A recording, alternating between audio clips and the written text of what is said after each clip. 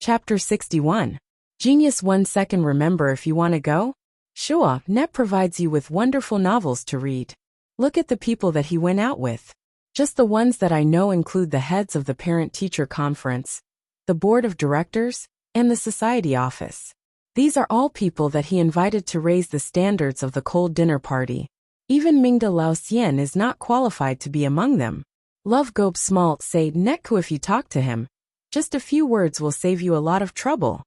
Chun Xiaolin was exasperated that Shuelei didn't live up to her expectations.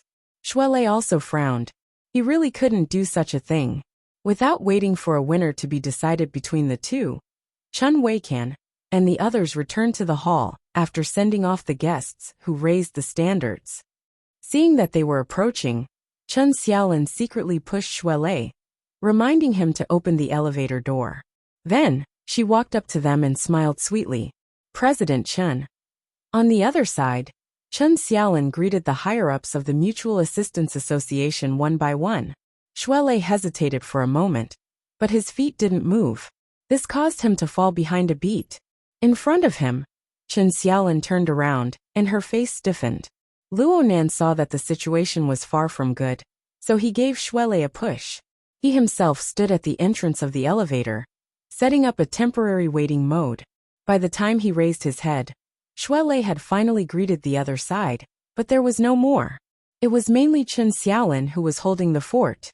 The group moved towards the elevator. Chun Weikan, who was in the lead, looked really outstanding. He was tall and not particularly handsome, but his smile was gentle and a little distant. He also greeted Chun Xiaolin and Shuelei without lacking in etiquette, but his footsteps did not stop as he headed straight for the elevator. Clearly, he was the kind of person who would make others match his pace. He was a rather domineering character. In comparison, Luonan felt that he, who was standing at the entrance of the elevator, was quite like a doorman. Just as they reached the middle of the lobby, another group of people entered the hotel. The one in the lead was a woman in professional attire. She was carrying a rather retro folder and walking in a hurry. At first glance, she looked like a white-collar worker. Behind her were four rather capable and strong men, who were also in a hurry. This group of people was much faster than Chun Weisan's group, especially the white-collared woman in front of him. Her figure was definitely more than 1.7 meters, and she wore a pair of high-heeled shoes that were more than 5 centimeters high. Although there was nothing special about her traditional suit and trousers, it matched her tall and slender figure. Especially her long legs, under the slim trousers. The lines were beautiful, it was simply soul-stirring. Chun Xiaolin was already a tall and thin beauty, but she was still half a head shorter than the white-collared woman. This was most obvious when the two of them passed each other. Although the white-collared woman had an amazing model body, her steps were not cat-like. The distance between her steps was large, and she moved forward in a straight line. Even the four strong men behind her had a hard time following.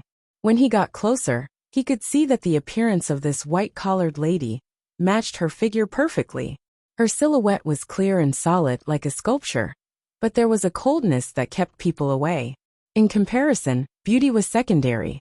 At this moment, she was frowning as if she was thinking about something.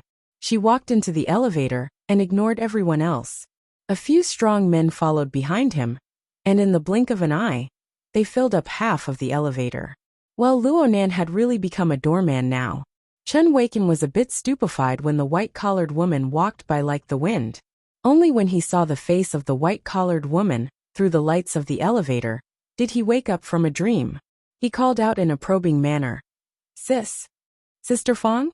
The white-collared woman slightly raised her head. Her gaze swept over Chun Weisan's face and her frown deepened. Clearly, she did not recognize who he was. Chun Weikan was certain of his own guess. He hurried 2 steps forward and laughed. "Hello, Sister Fong. I'm Chun Weikan. My father is the Deputy Chief of Staff of the Xia City Closed Defense Army, Chun Hanxing." He strode into the elevator, and his subordinates behind him, Chun Xiaolin, Shuelei, and the others naturally followed him in. It was a grandiose and imposing scene. The white-collared woman's gaze swept across everyone's faces at this time. It was impossible to tell whether she was happy or angry, but Chun Weikan thought of a certain rumor. His heart suddenly jumped, and he turned his hand to block the elevator door, blocking everyone behind him. His forearm touched something at this time, but he was disinclined to pay attention to it. He turned his body to the side and didn't explain. He just said in a low voice, "You guys go next." He pressed the button to close the elevator door as he spoke, blocking the others outside. F***ck me. Luo Nan could clearly hear Xue Lei's cursing. Then he saw Xue Lei come over with a dark expression.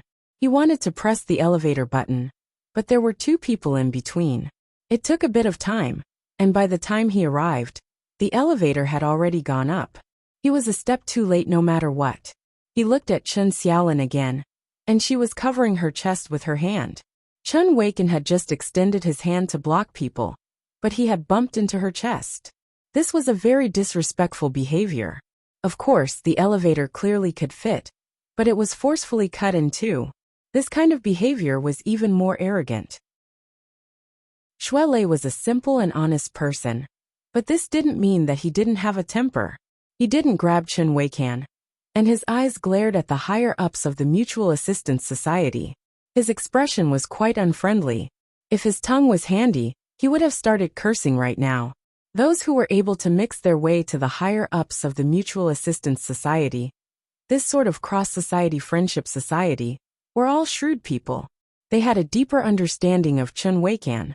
Even though they felt uncomfortable in their hearts, they still had to protect the president's face, and at the same time, their own face. Someone immediately laughed. Maybe it's some big sponsor. Speaking of which, President Chen is really working hard. Is he going to use a pretty boy trick? Chen Xiaolin came back to her senses from the side. She pulled Xue Lei and whispered, "He didn't do it on purpose. Just look at that woman. You can tell that she's not easy to mess with." Perhaps these words were all reasons, but from Xue Lei's perspective, they were too fucking roundabout. There wasn't a bit of sincerity in the roundabout. They were all bullshit. He looked around at the group of people at the elevator entrance, including Chen Xiaolin. His breathing grew heavier, and it was clear that the rage in his heart was rising. Luo Nan was just about to step forward when he saw the situation, but then he felt his arms sink. Then a laughing voice entered his ear. "What a rude fellow. You actually didn't wait at the door. Luckily my eyes are sharp. I nearly missed you." Zhang Yingying had arrived. Luo Nan turned his head and saw that this young female lawyer had already changed into a completely different attire than when she was on the warship. A denim jacket paired with a short skirt revealed her snow-white long legs. She wore leggings and open-toed Roman shoes. It was almost summer attire, and she radiated with vitality. Zhang Yingying's sudden insertion actually eased the tense atmosphere a bit. Chen Xiaolin could feel her boyfriend's rage, as well as his clearly damaged self-esteem. But she didn't know how to console him for a time. She could dispel Xue Lei's rage without provoking the group of people in the Mutual Assistance Society. She could only try to divert his attention. She first pulled on Xue Lei's stiff arm. Her posture was exactly the same as Luo Nan and Zhang Yingying's. She forced a smile and greeted him. "Nanster, is this your girlfriend?" Luo Nan was just about to shake his head when Zhang Yingying giggled to the side as she responded. "Hello everyone. I'm one of Luo Nan's pursuers. Just call me Yingying." Chapter 62. Genius in 1 second. Remember Love Go?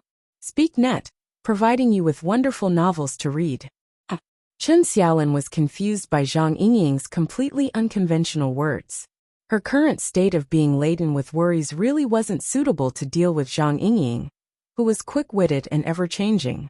Fortunately, the elevator on the other side arrived at this time. The higher-ups of the Mutual Assistance Association went over first. Chen Xiaolin tugged at Xue Lei, but she couldn't move him at all. The two were a bit stupefied. Luo Nan held Zhang Yingying's hand and lightly bumped into Xue Lei when they passed each other. Only then did the stiff atmosphere break.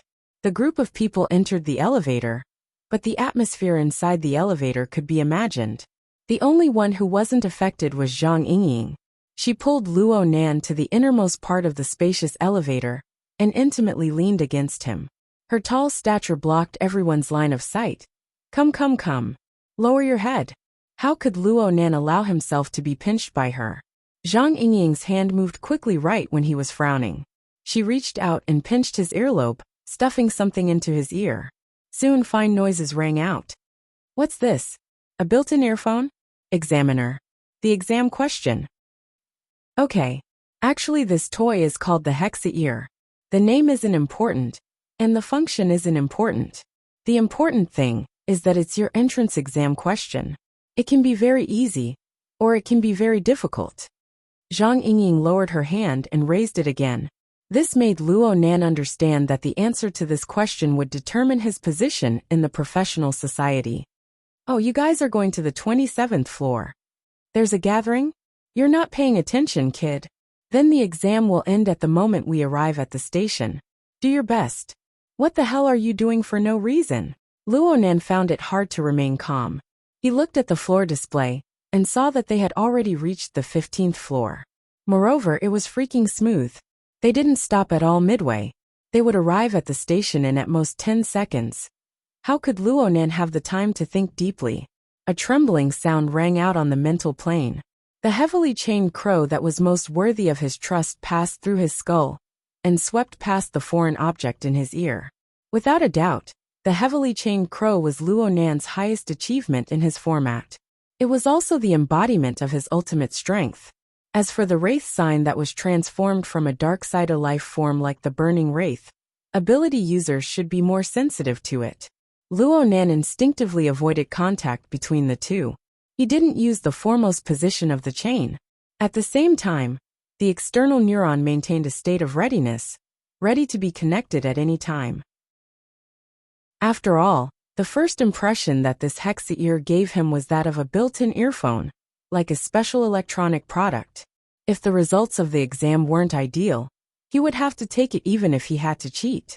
Luo Nan had to fight for his position in the professional society, no matter what. This was because it represented his future. The flowing thoughts and judgments actually only took an instant. The heavily chained crow cut through the Hexa ear and used its resolution-limited senses to roughly analyze the internal structure of this little thing. Sure enough, this was a precision electronic product. The highly integrated components made Luo Nan, this electronic noob, completely stupefied. However, there was a strange reaction that came back the moment the chain cut through. Luo Nan's mind naturally concentrated over.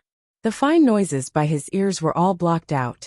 Only the reaction formed a series of electrical signals that stimulated the relevant regions of the nervous system. It transmitted a set of effective information in a form that could be understood by people. Oh, this form is quite familiar? Before Luo Nan could react, a gentle artificial voice rang by his ear. Number 5357. Welcome to the Xia City Wilderness Explorers branch. At the same time, a translucent area opened up on Luo Nan's retina. A concise visual interface appeared. It was a traditional forum interface. It displayed that the registration had already been approved. He needed to fill in the relevant information. Luo Nan was no stranger to this sort of virtual interface. Many companies' light film products all had this sort of function. 2 hours ago, he had used the external neuron to have a similar experience. This was also done through telepathy. There was an instant when Luo Nan nearly believed that the external neuron was disobedient again. But soon he confirmed that the external neuron still maintained its original state. The Hexa ear was just using an extremely similar method to convert the electrical signals into the brain. Yes, it was extremely similar. Luo Nan reached out his hand to press against the icy cold metal wall. The rate of his heartbeat rapidly increased. This was without a doubt a brand new clue. A clue related to the external neuron. A clue related to that coward. He should have thought of this earlier.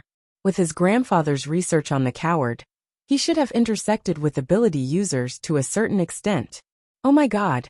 His decision to join the professional society was correct. Ding. An electronic notification sound rang out. The elevator had reached the 27th floor. Everyone else walked out, but Zhang Yingying stared at him with a face full of suspicion. Don't tell me you don't feel anything at all. If you're this disappointing, I'll just kick you down the stairs. Luo Nan was unwilling to let Zhang Yingying see his chaotic mood. He concealed it by lowering his head and walked straight out. Zhang Yingying followed him out of the elevator and said in shock. It can't be. This doesn't make sense. My judgment shouldn't be wrong. This woman's buzzing was annoying. Luo Nan's already fuzzy train of thought was completely messed up. There were already welcome to the society, and so on. Of course he wouldn't believe that he had failed the evaluation. He gave a cursory glance at the information-filling interface. The vast majority of the fields had drop-down options, probably to take into consideration the fuzzy nature of telepathy input. All he had to do was choose from among them. But aside from the basic age and gender, he had never seen most of the other fields. For example, the ability source flow column. There were 2 drop-down options. One was the talent flow, and the other was the system flow. What the hell? Luo Nan spoke in a bad mood. Am I the talent flow or the system flow? Of course it's the talent flow. Huh. Luo Nan's mind stirred, and he confirmed the options. But he still felt that he didn't understand. What's the difference between the talent flow and the system flow? The talent flow is when one is born with a certain special ability. The system flow is when one relies on an existing cultivation system to undergo arduous tempering. Zhang Yingying's voice was a bit floaty, but Luo Nan had already decisively overturned her judgment before she could finish speaking. I'm the system flow. What a joke. If he chose the talent flow, then wouldn't his grandfather's decades of research and his 5 years of hard work be completely negated? His mind stirred again, and he had already changed the options on the data. But before he could ask his next question, his neck suddenly tightened. Zhang Yingying had actually tightly strangled him from behind. At the same time, the young woman's energetic body pressed tightly against him, causing him to sway violently. Ah! You saw the interface, right? You're filling out the form, right? You still haven't awakened, right? A precision-oriented mental strengthening. This is going to defy the natural order. Luo Nan nearly fainted from Zhang Yingying's stranglehold. His brain was already a mush. Chapter 63. Genius 1 second. Remember if you want to go? Speak net, providing you with wonderful novels to read. Zhang Yingying disregarded the situation and caused a ruckus. Of course, it was very eye-catching.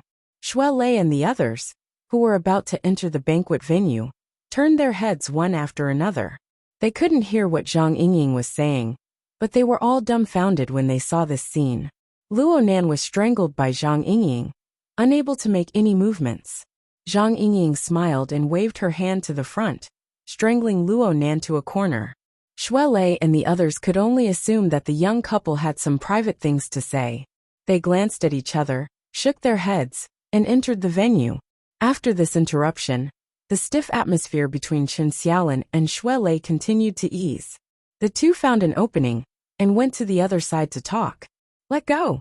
Luo Nan was strangled by the neck and forcibly kidnapped by a woman, and he didn't even have the strength to fight back. Luo Nan's self-esteem suffered a serious injury. He was truly a bit annoyed.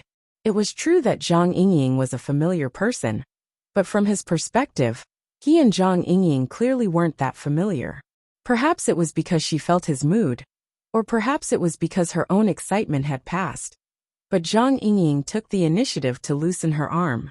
She recovered her cheerful appearance and pressed down on Luo Nan's chest before he flipped out.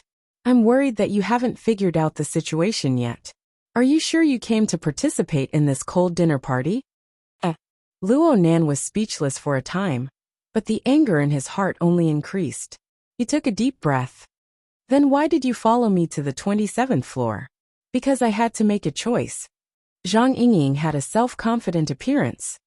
If you had no reaction at all to the Hexa-ear, then I would have kicked you down the stairs to avoid losing face. Luo Nan sneered. Now that I have a reaction, you're going to strangle me? Hee hee, it was just an accident caused by a moment of excitement. Men can't be small. I'm happy for you. After all, it's really rare for an ability user candidate like you, who hasn't awakened yet, to be able to enter the psychic wave network the moment you touch the Hexa-ear. Psychic wave network? It was unavoidable for Luo Nan's attention to be diverted. Frankly speaking, Zhang Yingying's previous appearance of shouting and wrangling gave him a bit of an idea. Zhang Yingying asked him back. What do you think the Hexa-ear is? A special electronic device. Bingo! Hexa is a psychic tool made by President Ouyang of the branch. Don't complain. Mr. President has always been weak at naming things. Zhang Yingying giggled as she sold out another person. I won't explain the concept to you. I'll let the president talk to you personally later. You only need to understand that the Hexa is a special communication tool. It has a total of 6 communication levels. The simplest one is the radio, which is a one-way transmission of psychic waves. As long as you are an ability user, or have the talent of an ability user, and can receive this special psychic wave, you will be considered qualified. Luo Nan thought of that gentle artificial voice. The one that says welcome to the club? Aha. By the way, you should have a serial number, right? What is it again? 5357. Okay, wait for me to add you as a friend. Zhang Yingying suddenly paused. She blinked and changed her mind. Why don't you add me to familiarize yourself with the operation? My number is 6166. Let me tell you by the way, the next 2 communication levels are the television and the computer. The television is a one-way transmission of signals.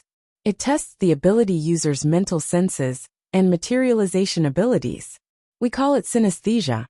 You are a precision type of mental enhancement. You have an advantage in this aspect. And when you reach the computer level, you can realize human-computer interaction. Then you can use the special frequency set up by the society to achieve mutual communication between network users. In order to reach this level, you need to have a bit of mental interference with reality. This is normally the privilege of the awakened. But since you are a psychic, perhaps you have a talent bonus. I'm not a talent type. Luo Nan emphasized once more. He cared a great deal about this. He was certain that if he didn't have a breakthrough in the format and didn't form the heavily chained crow, then he absolutely wouldn't be a psychic. Perhaps he wasn't a psychic at all. Zhang Yingying spread her hands. Okay, up to you. But if you don't add me as a friend, then I'm going to doubt whether or not you really have the ability. Luo Nan's face was cold as he tried to add her as a friend according to Zhang Yingying's words. But there was still a problem before his eyes. Information. Who's going to fill out stuff like information? What if some guy who doesn't like you sees it? Wouldn't that be sending your neck to the blade of someone else? Zhang Yingying's face was full of disdain as she encouraged Luo Nan. Just skip it. Come, use telepathy to control it. Try adding me as a friend. Relax, the Hexaear's fuzzy calculation ability is quite strong. As long as you have the ability, just think about it. Wow. Luo Nan saw the translucent interface before his eyes change amidst Zhang Yingying's gasp of surprise. It displayed, you have already become a friend with 6,166. Then a furry squirrel jumped out and bowed towards him. On the other side, Zhang Yingying burst into laughter. Oh my god. You're using your school photo. So stupid. Even if you use a squirrel to act cute, there's still the word stupid in front of it. Luo Nan retorted sarcastically. But he also discovered that this was no different from the communication software on the market. He experimentally changed the effect of his display, and soon a relevant modification interface popped up. Luo Nan thought for a bit, and sent his visualization diagram up. The tetrahedron, and its inscribed sphere spun in the dark void. It gave off a rather mysterious and serene feeling. Luo Nan had never considered this diagram to be some sort of secret that couldn't be announced. On the contrary, he wanted to publicize this diagram to as many people as possible, as well as the various theories related to it belonging to his grandfather. It was just that Luo Nan's understanding of the marvels within was far too lacking. He simply didn't have the qualifications to preach it. But as long as he had the chance, he would be happy to let more people have a deeper understanding of the diagram. As Luo Nan's good friend, Zhang Yingying naturally saw this change in the first instance. She mumbled old pedant, but didn't say anything. Luo Nan was still pondering over the deeper usage of the Hexaear. After all, Zhang Yingying had said that it had a total of 6 application levels. She had only talked about 3 before. What were the last 3? But a notification sound rang out before he could ask in detail. A friend request popped up on his retina interface. He had just entered the network. Where did this friend request come from? He swept a glance at the number and saw that it was displayed as 5156. Of course, he couldn't see anything from this. He could only ask Zhang Yingying. Who's 5156? 5156. Zhang Yingying blinked her eyes. It seemed that she confirmed it with her own hexa ear. Finally, she made an expression of sudden realization. It's the secretary assigned to you. The society has always treated its members very well. Hee. It would be strange if I believed you. Luonan cast a glance at Zhang Yingying. In the end, he still added 5156 as a friend. Soon, a new request was sent over, but it was the wartime encrypted communication that made him speechless. He couldn't help but glance at Zhang Yingying. He suspected that this woman was setting up an ambush, but in the end, he still accepted the call. He had just accepted the request when a cold and clear female voice entered his ear. It was not the slightest bit sloppy. Mr. Luo, I'm the temporary secretary arranged by the Society Feng Yuan. Which floor are you on? I'll come pick you up. You. Luonan hadn't come back to his senses yet when this Secretary Feng spoke. Please share your geographical location at the same time. This will facilitate wartime communications. Over. Had he returned to the era of the Third World War? Chapter 64. Genius 1 second. Remember, if you want to go? Speak. Net provides you with wonderful novels to read. I kneel. Apologies to all the readers at the beginning of the month. I just discovered that the two characters, Feng Yuan and He Wei, had a conflict with the settings of the versions. I didn't check them out when I posted the drafts. When I wrote later, I followed the impression of a certain version, resulting in many mistakes. I've already revised the contents of Chapter 19, Part 1, and the title and contents of Chapter 35. This character has been renamed to He Yuan. She is the captain he who appeared in the first volume. Please forgive me, readers. Readers who use the Crosscut app. If you wish to obtain a better reading experience, please erase all data from the app and download again. Lose weight and kowtow. No, this atmosphere isn't right. Luonan always had a clear understanding of his own position. Even if he jumped out of the circle of normal society and entered the special domain of the Wilderness Explorers Society, he was still a hardworking employee. He still hadn't familiarized himself with the working environment up until now. Naturally, he hadn't found a suitable position. But now you're telling me that he even has a secretary? Luonan stared at Zhang Yingying. Without a doubt, this innocent-looking woman certainly knew the cause and effect. Zhang Yingying's face was as white as a lotus flower. Did your secretary say how to arrange things? Luonan curled his lips. How did you guys arrange things before? You just invited me to walk in the elevator? Now that the evaluation is over, can I go home? Don't. The entrance evaluation is over, but there are other advanced evaluations. The society has already booked a room on the 81st floor. He will entertain you well. You just need to bury your head in there and draw. Draw. Luonan's train of thought gradually straightened out. He stared coldly at her. You guys want to evaluate my psychic abilities? This is different from what you said. Zhang Yingying had an innocent expression. Yeah, I told you before. It's best not to expose the fact that you have psychic abilities. You should first familiarize yourself with the situation in the society. It won't be too late to take it out when your abilities truly awaken. Otherwise, many people will come to bother you. You won't be able to refuse them, and you might offend someone. Word for word, right? Luonan continued to stare at her. Zhang Yingying spread her hands. The problem is that my words aren't worth a fart. Now that the boss had spoken, the situation had changed. What else could I do?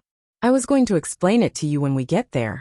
But since you can already see the interface and control it with your mind, please switch to the homepage announcement area. The translucent interface on Luonan's retina underwent a change following Zhang Yingying's guidance. As far as the eye could see, the rust-colored soil and the wave-like cracks continued to extend endlessly into the depths. You should have already seen the main interface. It's the wilderness, right? There's a notice board by the side of the road. It's there. What kind of third-rate game interface is this? Luonan cursed silently as he read the information. In less than half a second, Words like darksider species, human-faced arachnid, virus, and so on swarmed in. They interweaved to form a blurry and gloomy screen of darkness before his eyes. Fine cold sweat seeped out from Luo Nan's spine with a whoosh. See, do I still need to say more? Right now it was a war against the darksider race, and it's infected. The government, the military, the society, and Quantum Corporation are sparing no expense to launch a search and annihilation operation in the entire city. This epidemic must be completely contained before it spreads on a large scale. Zhang Yingying's finger tapped on Luo Nan's chest, one tap after another. Her face was devoid of a rare smile. My attitude is very serious.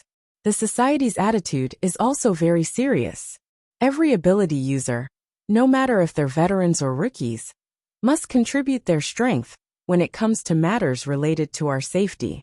Moreover, Mr. Luo, who has just joined the society, you are a psychic.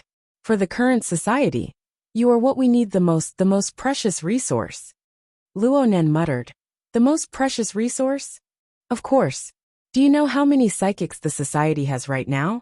Even a branch like Xia City, which has over 1,000 people, only has 4. One of them is currently exploring the wilderness and won't be able to rush back in a short amount of time. As for the remaining 3, Old Master Yu is nearly 100 years old. It would be inhumane to have him run around day and night. He can only sit in the central command. Then East City and West City are divided. Old Gao and Old Bai are working hard right now. And then you discovered a new coolie. Luo Nan sneered in order to conceal the nervousness in his heart. In a certain sense, he could be considered a virus-infected person. It was just that the darkside seed that had invaded his body had been subdued by the dark chains formed by the format's power. But the problem was that this kind of subduing didn't eliminate the roots. The burning wraith had transformed into the wraith sign, but it still retained its instincts. It was still able to devour its own kind to strengthen itself. Only the heavens knew whether or not his current state could be considered an infected person in the eyes of a group of ability users, whether or not he was still a target to be strangled. But Luo Nan also had a sort of indescribable excitement amidst his nervousness. The human-faced arachnid. This sort of peculiar existence expanded the depth and breadth of his understanding of the burning wraith in an instant. It allowed him to overlook the ins and outs of this matter from a higher level. It allowed him to overlook the cause and effect of this matter. Moreover, he had a completely new concept of what he could do in the future. This was a large net laid down by the human-faced arachnid. He was originally a node in this net, but now it had already mutated. From the society's judgment, any other node that carried out the net operation would probably restore the human-faced arachnid to its peak. The human-faced arachnid's treacherous and bewitching nature would be displayed to the fullest. But looking at how his format was suppressing the wraith sign, wouldn't he be able to completely grasp the terrifying power of the human-faced arachnid in the end, if he were to start from this point? Wasn't this the extraordinary power he had always been pursuing? It was also a power grasped by the power of his format. Perhaps this was where the mysteries of his grandfather's research lay? Hey, what are you thinking about? You're not scared stupid, are you? Luo Nan came back to his senses in a daze. He didn't immediately respond. Zhang Yingying patted his shoulder. Don't be scared. It's normal to be scared, but it's already very gratifying that you didn't cry for your mother. Relax. We just want to borrow your marvelous draw ability, and we'll absolutely protect you. Look, you have me now. Then the society arranged a full-time secretary for you. It's He Wayne, right? She's a monster who entered the society with a C+ score. A genius. Her true strength can only be higher and not lower. Luo Nan concealed a smile. Don't they say that only psychics are useful when facing the darksider species? What are you thinking about? Any qualified awakened has a method to lock onto the darksider species in a true battle. It's just that each method is different. Many people can even see it with their naked eyes. Zhang Yingying solemnly corrected Luo Nan's preposterous and laughable train of thought. The true problem is that when the darksider species is in a hidden state, only psychics can discover the clues. The society is relying on your ability in this aspect. Who would send you to the front lines? Oh really? Luo Nan became even more nervous. It seemed that his situation was more similar to that of an awakened. It was also an intuition. At most, he could rely on the wraith sign to sense it at close range. As for psychics, when he fooled Zhang Yingying, all he did was draw what he saw. In addition, Li Xueqing had a bit of a psychic's intent. But the premise was that the burning wraith on Li Xueqing's body had already taken form. They could sense each other. This kind of situation was seriously different from the long-range senses of a psychic. What to do? Luonan wanted to pick up his notebook right now. He wanted to make some gestures to avoid making a fool of himself on stage. In fact, he really did take out his notebook. He opened the flexible e-ink screen and drawing software. Chapter 65. Genius 1 second. Remember, if you want to go? Sure.net provides you with wonderful novels to read. Zhang Yingying burst out laughing when she saw this. Sharpening a spear at the last minute? Even if it's not fast, it's still good. Do you really think this is an exam? Luonan didn't even raise his head. Someone said that I'm a psychic, but I've never admitted it. Now that it seems like it's not bad, I'll draw a picture to get a feel for it. If it really is. You mentioned what if to me. Zhang Yingying saw that Luonan wasn't sharpening his spear at the last minute. Instead, he was running away at the last minute. Her almond eyes immediately widened, and she grabbed him by the collar. You're able to draw my white rainbow, and that bizarre prison building sketch. How could you not be a psychic? Sure, I'm a shaman. Luonan continued to place his gaze on the drawing software. He wanted to draw something, but his mind was in chaos. He had no idea what to draw at all. At this time, Zhang Yingying was still talking noisily in his ear, so he decided to just throw in the towel. You were the one who introduced the concept of shamans to me. I'll also take the association's offer. Anyways, in the end, it'll be you, Sister Yingying, paying the bill, right? Oh, Luonan had never used such an intimate form of address before. It made Zhang Yingying fall back in disgust. Kids with reverse psychology were not easy to deal with. Zhang Yingying's eyeballs swiveled. Her hand that was gripping Luonan's collar loosened a bit. It's just hiring a C++ secretary and bodyguard. I can afford it for one night at most. On the other hand, if you want to enjoy this kind of treatment for a long time, then you'll have to put in a bit of effort. Oh right, you seem to have said that you needed inspiration or something. Do you want to find a bit of excitement? Acumen College's large living area has a very high level of service. In this mutually shameless competition, Luonan was defeated by Zhang Yingying's abundant experience in the end. He pursed his lips and said nothing. Distractedly, he drew meaningless lines on his graphics software. At the end of the day, he still cared a lot about the professional association's courtesy. This was a high starting point that he had never imagined before. And it was also a great opportunity that fell from the sky. He didn't want to let this opportunity slip through his fingers, so he had to do something. Luonan tried to recall this morning's practice that was most similar to a psychic's methods. But that dreamlike feeling was really too mysterious, and with his current restless state, it was really difficult for him to completely recreate it. Zhang Yingying tilted her head and looked at the messy lines on the flexible screen. The more she looked, the more suspicious she became. Hey, if you want to make fun of yourself, don't drag me into it. Luonan was disinclined to pay attention to her. Someone walked past them at this time, and the person felt a bit familiar. Raising his head, he saw that it was Xue Lei and Chen Xiaolin. Both of them had ugly expressions on their faces. Clearly, the previous conversation had not been resolved. The atmosphere between the two of them was extremely tense. At this time, they were walking in the direction of the elevator, not knowing what they were going to do. Under such circumstances, it was obviously not appropriate to greet them. Luonan could only pretend that he didn't see anything. He lowered his head and smeared 2 more times, but he inexplicably drew out the abstract lines of the wraith sign. Moreover, it was done in one go. It had never been so efficient before. Luonan only came back to his senses when the symbol took form. His heart palpitated slightly. He was worried that Zhang Yingying would see some clues, so he raised his head to glance at her. He saw that this woman had long since been dazzled by his chaotic lines. She was a bit foolish for once. You feel something? Luo Nan was just about to respond with a sentence when he suddenly went mute. Suddenly drawing the wraith sign had some ominous implications. In the next moment, he completely followed his instincts and turned his head. Shuelei and Chen Xiaolin had already gotten into the elevator. The lights in the elevator shone down, but they were unable to illuminate the gloomy faces of the two. He felt that a dispute could erupt between the two at any time. And at this time, a bizarre thought flashed through Luo Nan's mind. It was the information he had just looked up this morning. It came from the Secret Star forums. It was a suspected mental illness, a human tragedy triggered. The wife killed the husband, and before this, the husband and wife experienced a nightmare at the same time. Alert! Alert! Alert! The bold-faced words of the Secret Star forums appeared in his mind. Luo Nan closed his notebook with a bang. He turned around and headed toward the elevator, shouting loudly at the same time.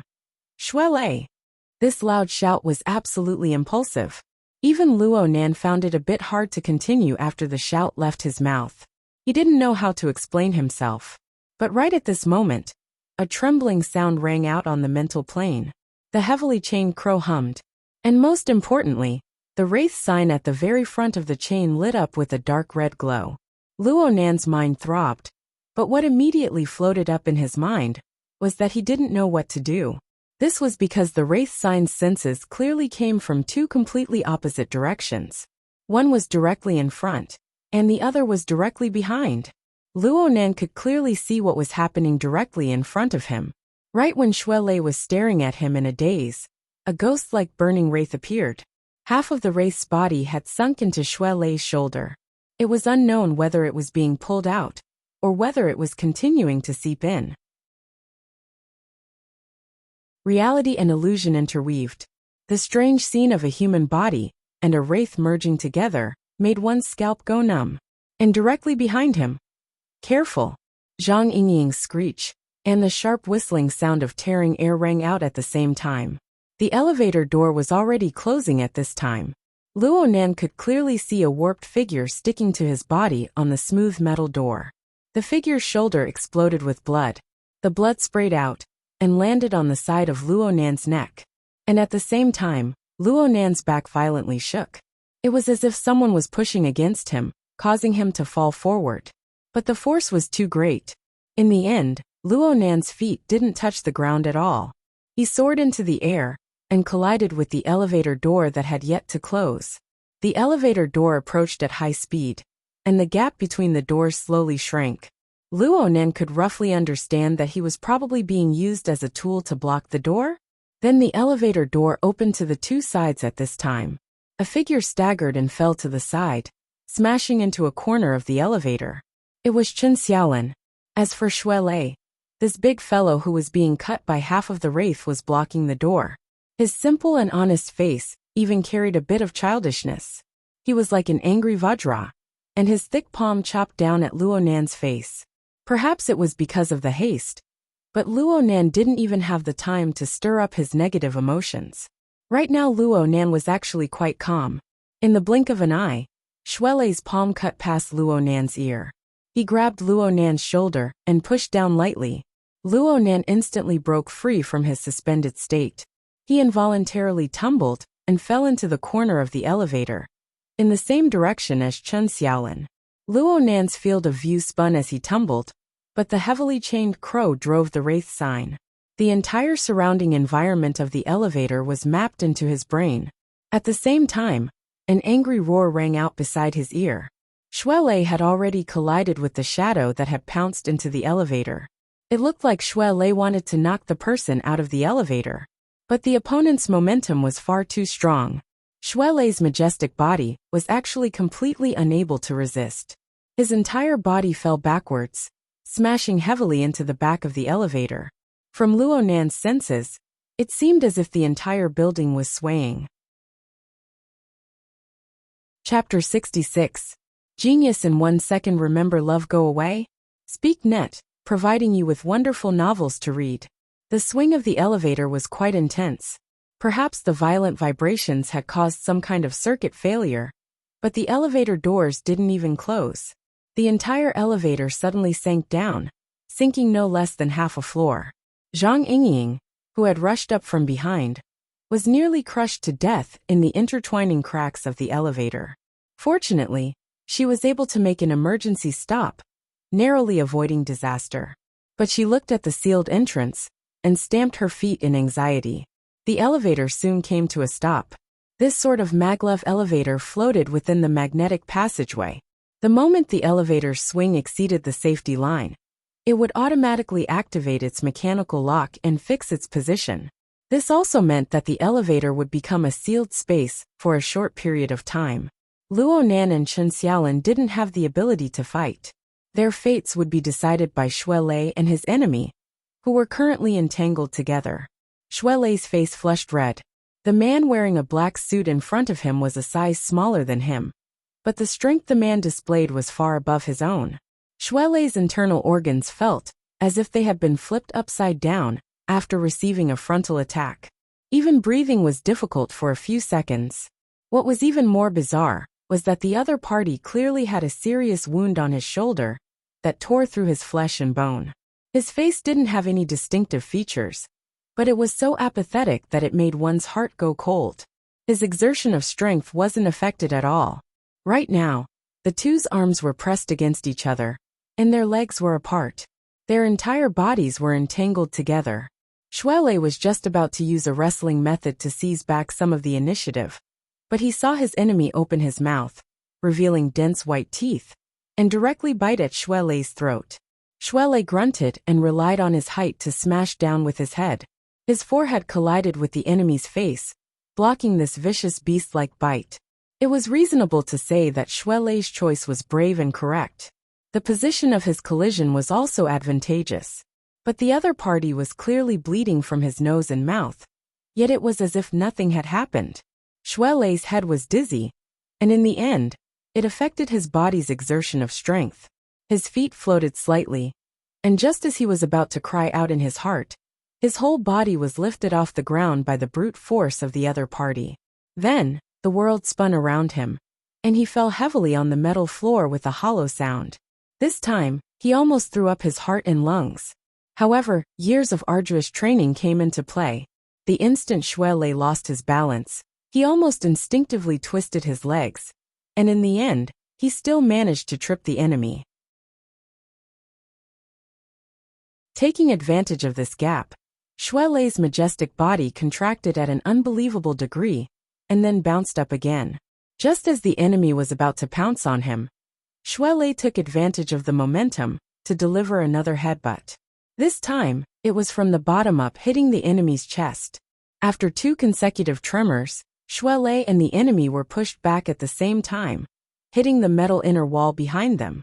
What was worth rejoicing about was that Xue Lei's grasp of direction was quite good. He pushed the enemies in the opposite direction from Luo Nan and Chen Xiaolin. He leaned slightly to the side, and was able to protect the two who had no combat strength. He should be able to take a breather now, right? Xue Lei's chest heaved up and down violently. He didn't know why, but he was in a terrible state today. His stamina consumption was especially severe. The previous round of dangerous hand-to-hand combat had almost completely emptied his stamina. Was it because he was too nervous? Xue Lei couldn't figure out his own situation, and the enemy in front of him didn't immediately make a move. Instead, he used a strange and unfocused gaze to look over here. He was simply like a mental patient. Are you guys crazy? Chen Xiaolin, who was in the corner, was finally able to somewhat react after a series of unforeseen events. Everything that happened before her eyes had already completely exceeded the limits of her common sense. She knew that her boyfriend could fight very well, but she had never seen him fight to the death without saying a word. There was absolutely no reason at all. Luo Nan, whom she had just gotten to know today, had joined in as well. It looked like he was standing on their side, or perhaps it was because of this fellow that the inexplicable murderer was drawn in. What she couldn't bear the most was the, as it should be, expressions on their faces. What the hell was going on? Chen Xiaolin struggled to stand up. She felt a sense of absurdity and dread that separated herself from the rational dimension. It made her instinctively want to flee this area, to flee from these people. But how could she do this in the completely sealed elevator? She could only shout at the top of her lungs. "Can't you guys stop and talk nicely? We're all trapped right now." "Shut up." Short shouts came from the mouths of two people at the same time. Shui Lei and Luo Nan spoke in unison, shouting to stop Chen Xiaolin's irrational actions of not understanding the situation at all. After shouting, Shui Lei locked onto the enemy in front of him with full concentration. Luo Nan spoke a few more words.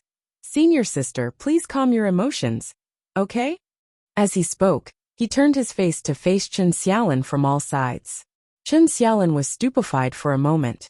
She was locked in place by Luo Nan's mottled and strange gaze. It was as if all the strength in her body had been sucked out in an instant.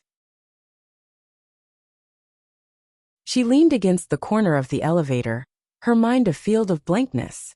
Luo Nan used hypnosis to temporarily control Chen Xiaolin.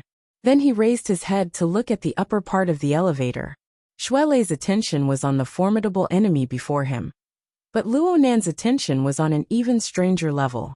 The burning wraith that had struggled within Shui Lei's body in the previous fight had already drilled out from Shui Lei's body. It had seized a considerable amount of blood and energy, and at the same time, the burning wraith also leaped out from within the body of the fierce black-suited male. The two intertwined and fused together before Luo Nan could react, growing stronger in an instant. This sort of change really exceeded the scope of Luo Nan's reaction.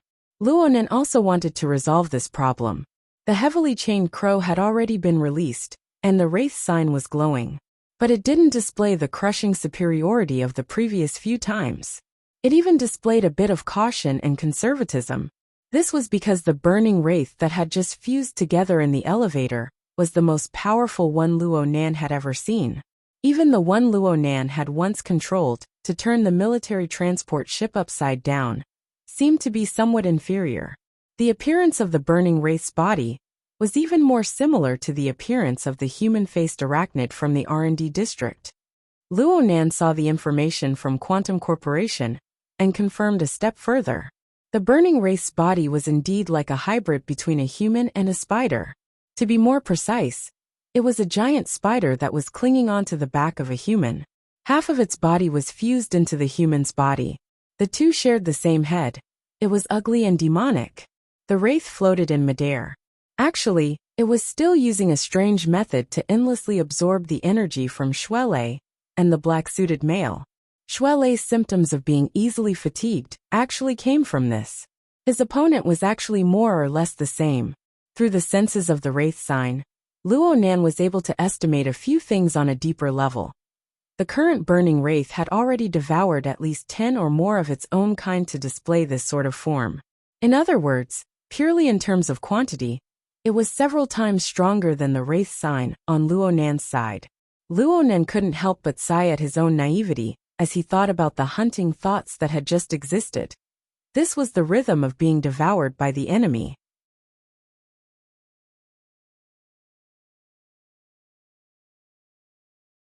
Chapter 67. A genius in 1 second remembers love go away? This is the web that provides you with wonderful novels to read. Luo Nan stared fixedly at the burning wraith within the elevator. The latter's attention shifted over accordingly. This was a sort of eye-to-eye contact. 6 bewitching flames lit up on the head of the burning wraith. They were 2 parallel rows, truly resembling the eyes of a spider. The color of each eye was different.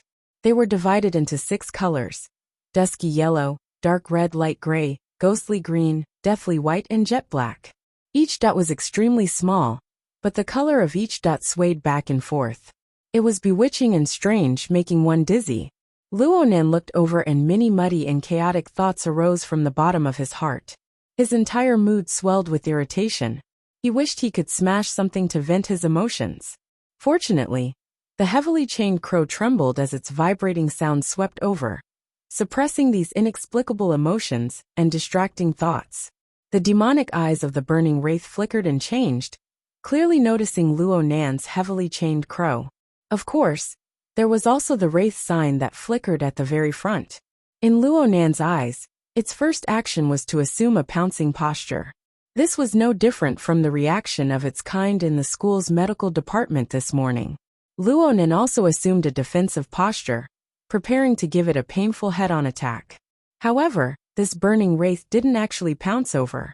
On the contrary, it even retreated a bit to increase the distance between it and Luo Nan. Its blurry face slightly tilted upwards, and it let out a shriek that was hard for ordinary people to hear. But it surged on the mental plane. Luo Nan's heart jumped. He practically instantly thought of the fearful roar from yesterday on the warship. He didn't have time to think too much.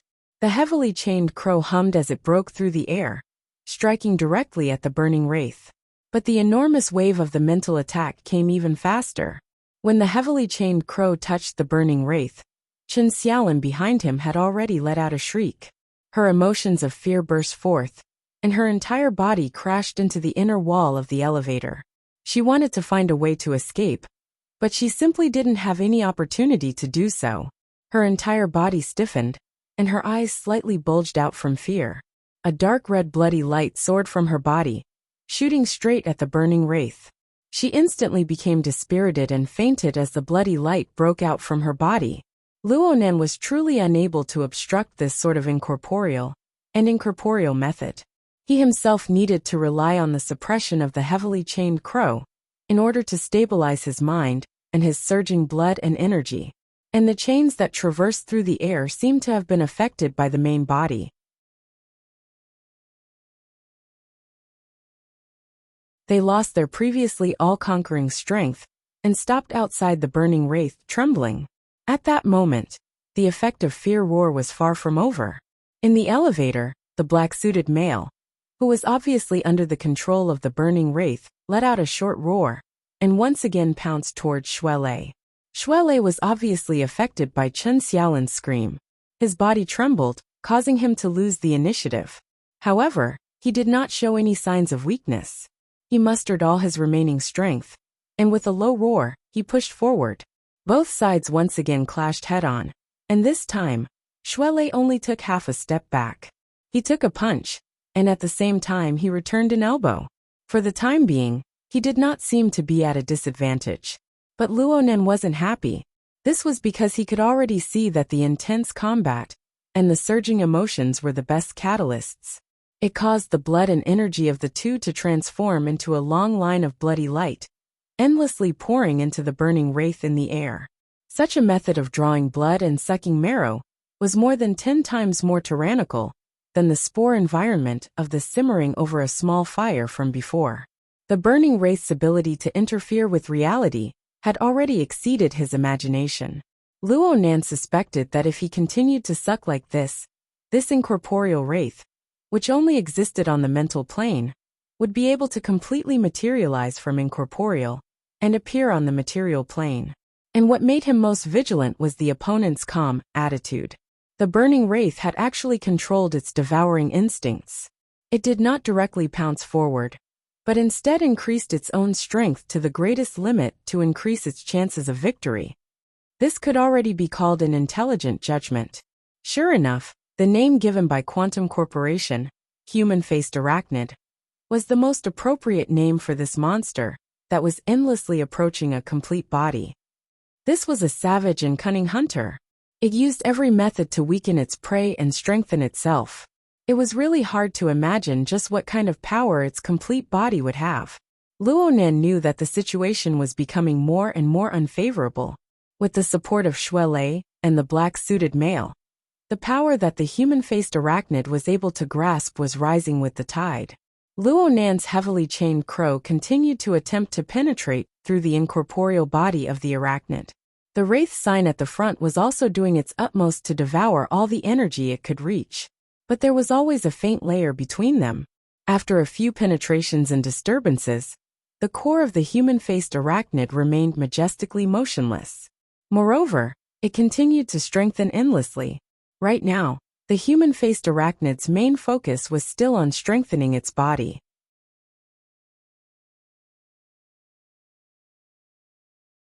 Once this strengthening came to an end, Luo Nan really didn't know what kind of terrifying attack would come next. As for Luo Nan himself, it seemed that he had reached his limit. These sorts of chaotic thoughts merely flashed before they were completely dispelled. Actually, there was still one more move. Luo Nan no longer looked at the human-faced arachnid. Instead, He closed his eyes and forced himself to enter the fixed space. Thanks to these past 2 days of difficult tempering, Luo Nan's mental state had made considerable progress. The visualization diagram of the tetrahedron, the inscribed sphere, and the outer scribed sphere appeared in the void in the blink of an eye. The heavily chained crow pulled out from the central region of the human-faced arachnid. It extended outward segment by segment in an attempt to penetrate deeper into the human-faced arachnid. But no matter what, it was separated by a layer. It was far from reaching the destructive might it had when it first subdued the burning wraith. Before, Luo Nan believed that it was because the human-faced arachnid was excessively powerful. But now he had other thoughts. Perhaps the problem lay with him. What state was he in when the heavily chained crow displayed its greatest power? There was only one answer: the out-of-body state. The feeling of being transparent and clear, which disregarded all material objects, had disappeared ever since he returned to the out-of-body state. Luo Nan didn't understand the reasoning behind it, but the threat was right in front of him. He didn't have the time to ponder over it. Even if he treated a dead horse as a living one, he still had to go. The out-of-body state was an unfamiliar experience for Luo Nan. At first, he was struck by the siege hammer of the burning wraith. Then he was pulled by the heavily chained crow, forcing him into an out-of-body state.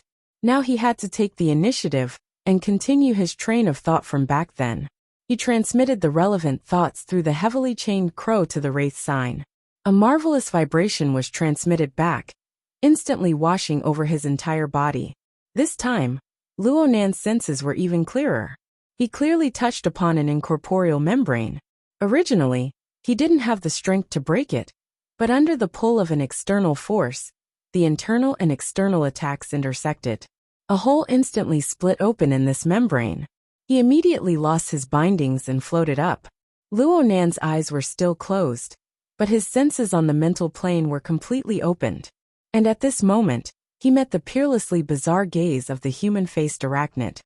In the state of a soul body, the rattling sound of the heavily chained crow's trembling seemed to be even more fine and clear. It was precisely this subtle change that made Luo Nan instantly understand that his judgment was correct. The previous barrier wasn't because of any other reason. The most important reason just happened to come from his fleshly body. He definitely had to carefully study this problem later. In front of him, the human-faced arachnid's 6 eyes flickered. It was a bit eager to make a move. Perhaps it felt that it had accumulated enough superiority? Or perhaps Luo Nan in the out-of-body state looked more delicious and easier to bully. Luo Nan abandoned his final stray thoughts and looked straight at the human-faced arachnid without fear. Let's try again. The battle was on the verge of breaking out. But in this instant, the elevator's safety skylight collapsed with a rumble. A human figure flew down and smashed right into the head of the black-suited male, who had just crossed the middle of the elevator.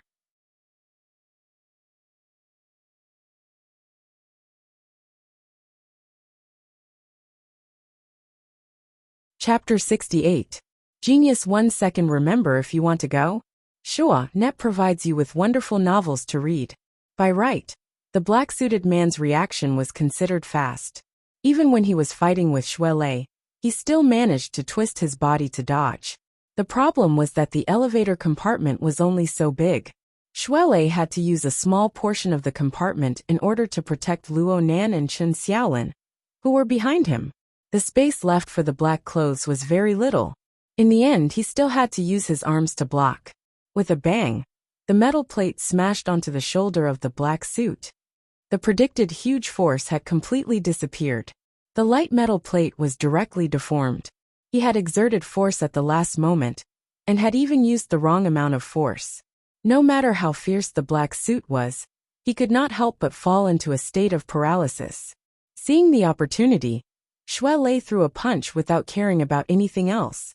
However, his vision blurred again. He seemed to see a figure behind the black-suited man. Then there was the crisp sound of bones breaking. The black-suited man twisted his body and came crashing over. This time, Shuelei had misjudged the distance. He instinctively turned his fist into a palm, wanting to push the black-suited man away. However, he had suddenly cut in between him and the black-suited man, by lowering his body. It just so happened that Shuelei's arm was pushed outwards, leaving him wide open.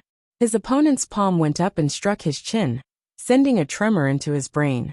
Shuelei's body stiffened. No matter how hard he tried, he was unable to control his body. Just as he was struggling, the side of his neck was struck by another chop. This time he could not hold on any longer. His eyes rolled back and he fainted. In the blink of an eye, both sides in the life and death combat had fallen. They had both lost consciousness, and the blood and chi channels that were channeled to the human-faced arachnid had been severed. Although it was crude, it was a good method to take drastic measures. Luonan's mind shook. He immediately knew that reinforcements had arrived. The human-faced arachnid was endlessly enraged. Its 6 monstrous eyes suddenly lit up as it peered at the newcomer. The ripples on the mental plane condensed to the point of materialization and came crashing down. It was none other than the siege hammer. Luonan cried out in his mind. He tried to use the heavily chained crow to interfere with the human-faced arachnid, but the chained crow did indeed display a state that was vastly different from when it was in the out-of-body state. The chained crow pierced deeper, seeming to be about to touch the core of the human-faced arachnid. However, it was hard for the chained crow to display its immediate effects. It was at this moment that the red light in the elevator box exploded. Luonan had the urge to squint his eyes. This was the reaction of a soul body, because right in front of them, the newly arrived reinforcements seemed to be bursting with a layer of raging flames. The blazing flames illuminated the interior and exterior. The siege hammer, aimed directly at the soul level, extinguished more than half of the raging flames. But in the end, it still didn't completely break through. On the contrary, the flames rose again after a slight setback, even exploding with an even more violent momentum than before, completely annihilating the impact on the mental level. Then, the flames filled the entire elevator, and the momentum was unparalleled. Format of fire. Luonan's mind couldn't help but be shaken, but he soon discovered that something was wrong. His soul body was swept by the light of the flames, and the pain he felt yesterday when he left his body reappeared. It was as if he was being cut by a knife. However, the coldness that froze his soul completely transformed into a scorching heat, so it didn't differentiate between friend and foe. Luonan saw that the situation was far from good. All thoughts of fighting a great battle after leaving his body were wiped away. Though he did not directly return to his body, he took a step back and hid behind his main body. He relied on the aura of his main body to block this wave of unexpected disaster. At the same time, a light whistle rang out from the elevator. The ice-cold blade light streaked across the sky, forming a clear contrast with the raging flames within the elevator. Yet it also miraculously blended together. The raging flames controlled the cold blade, and the glaring trajectory branded itself onto Luonan's mental plane. It didn't disperse for a long time. Lovegope smalt say neck this blade looked very familiar. The human-faced arachnid was already in discomfort from being burned by the format of fire, and it was even more wary when facing the blade light. It instinctively wanted to dodge, but at this time, the heavily chained crow finally displayed its use after a period of adaptation.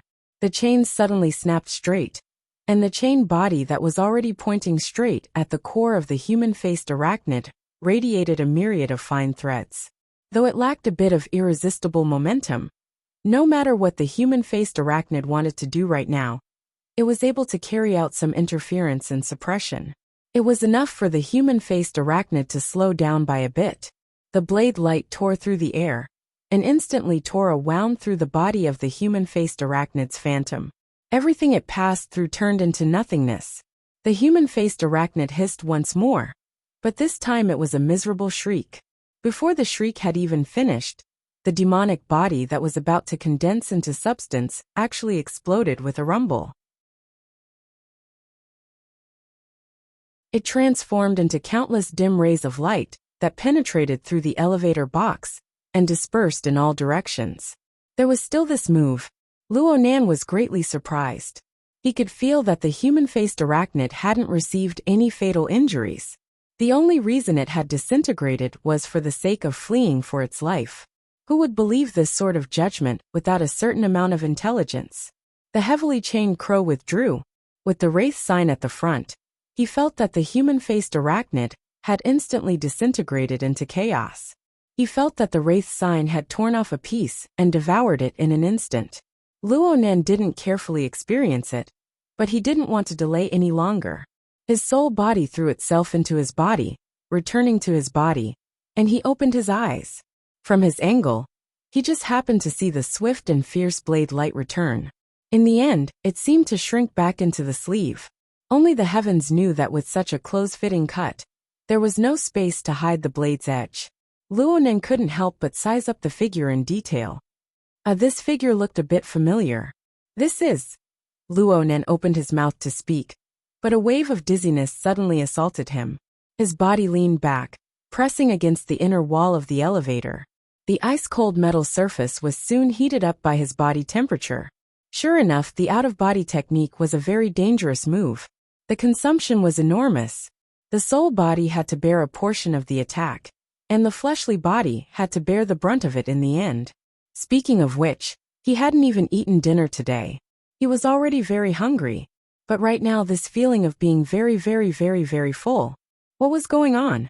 Luonan slowly inhaled and exhaled in an attempt to alleviate the endlessly increasing feeling of bloating. But it was useless. The feeling of being stuffed came from the mental plane.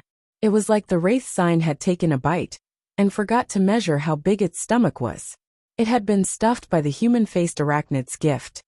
The piece torn from the body of the human-faced arachnid didn't just contain pure energy. It also contained an enormous amount of information. The heavily chained crow possessed a certain analytical ability, but it wasn't able to operate properly when faced with such an enormous amount of chaotic information. Clearly, this information exceeded the limits of Luonan's understanding. What to do? Oh, perhaps it's possible. Luonan's mind stirred, and the external neuron buried within the flexible e-ink screen reacted. It connected with the heavily chained crow in an instant. It was as if a floodgate had been opened. Luonan didn't care if this enormous amount of information was useful or not. He stuffed it all in. His thoughts were very simple. Both input and reverse output were input. The external neuron was able to control multiple system modules in the laboratory at the same time. It could suppress the enormous amount of information within the supercomputer. It shouldn't be a problem to deal with the excess information on the body of the human-faced arachnid. Reality proved that his judgment was correct. The external neuron really did consume as much information as it could, without any adverse reactions. The resolution of his mental senses was limited. Luonan didn't know how the external neuron operated in the end. He wanted to open the flexible screen and take a look. A hand reached out in front of him at this time.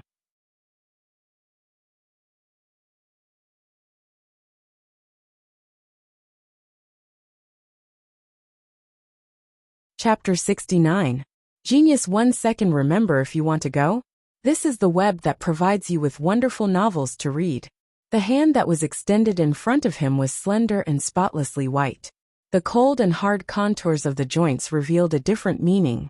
Luonan raised his head, and a familiar face entered his eyes. It looked excessively cold and indifferent. It was hard to deal with. There was also the suit and trousers.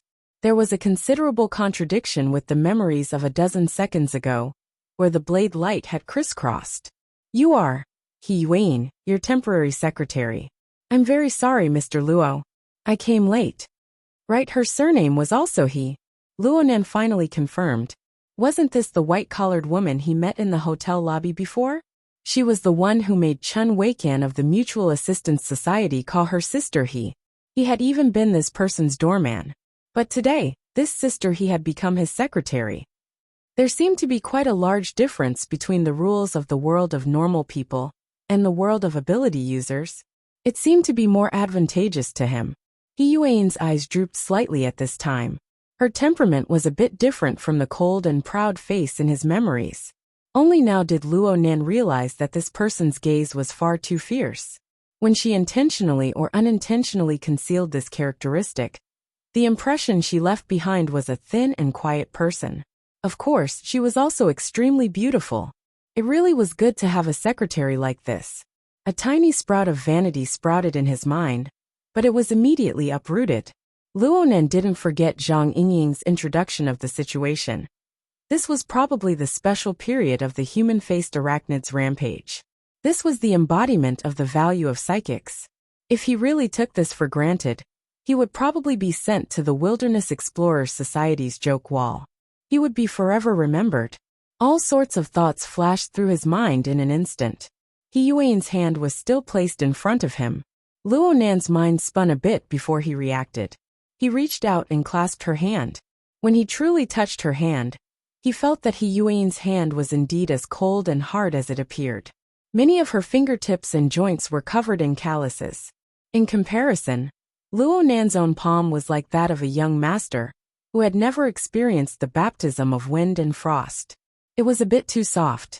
He Yuan exerted a bit of force, and brought the half-leaning, half-falling Luonan up.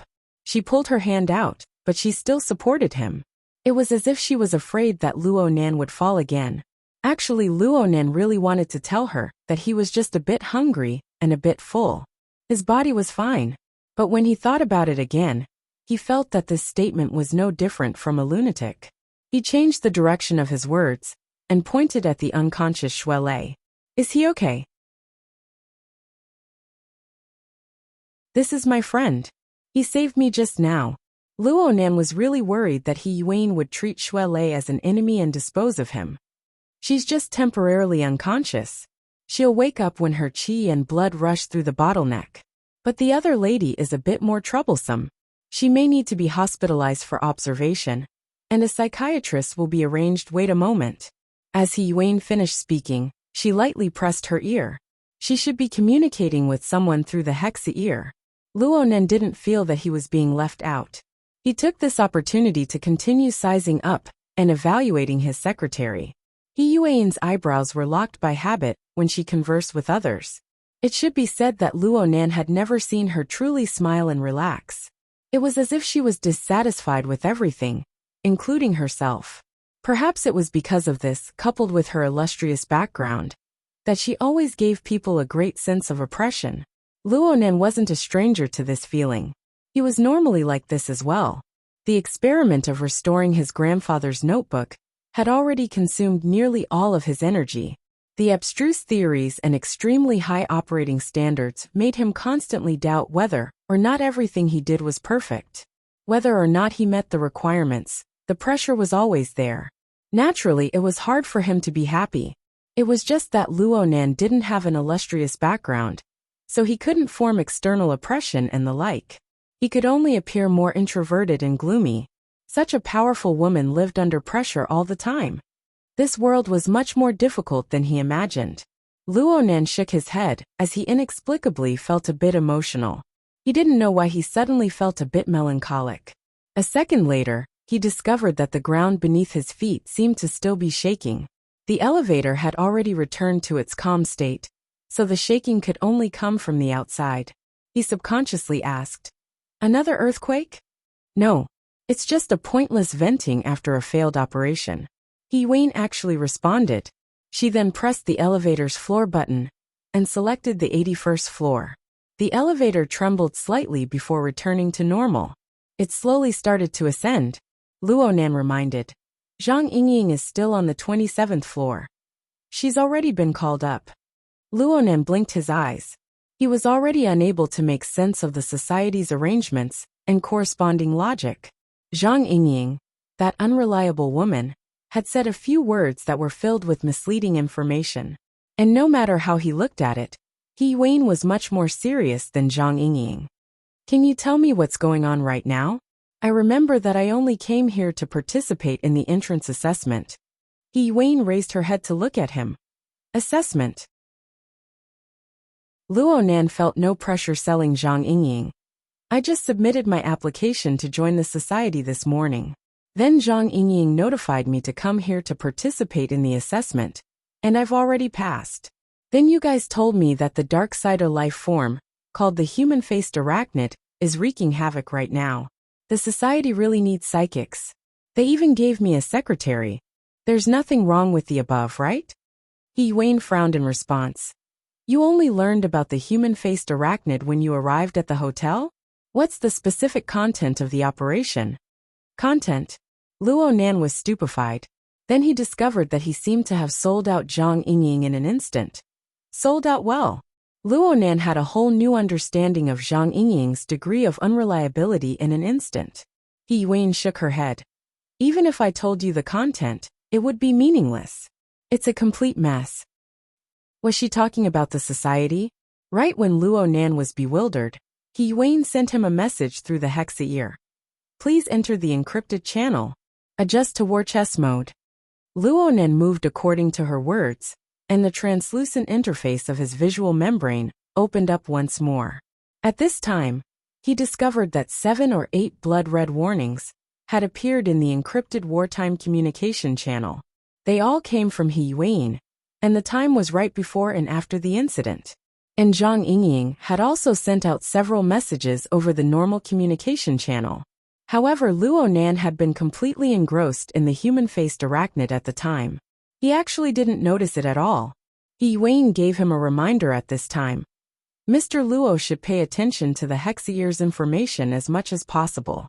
Our future communications should be conducted through it to ensure accuracy and efficiency.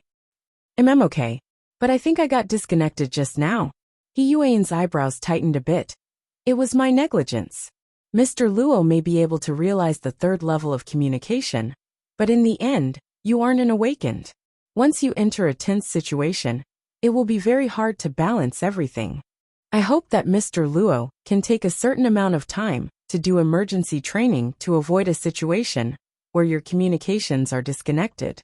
We can start tomorrow and plan out the time to proceed.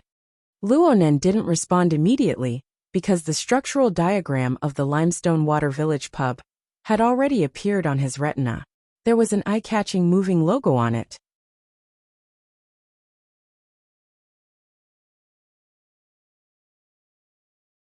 Chapter 70.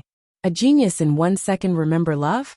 SpeakNet, providing you with wonderful novels to read. The Limestone Water Village Hotel was not a standalone building. Even though it was 454 meters tall and had 108 floors, it could only exist as a secondary building to the entire Cloud City Water Village complex. Moreover, it was the one with the lowest height. There were a total of 6 buildings similar to the Limestone Water Village Hotel. They were distributed in a ring shape, rising one after the other. They surrounded the 1179-meter-tall main building of Cloud City, forming what could be called a first-rate complex of buildings in the entire world.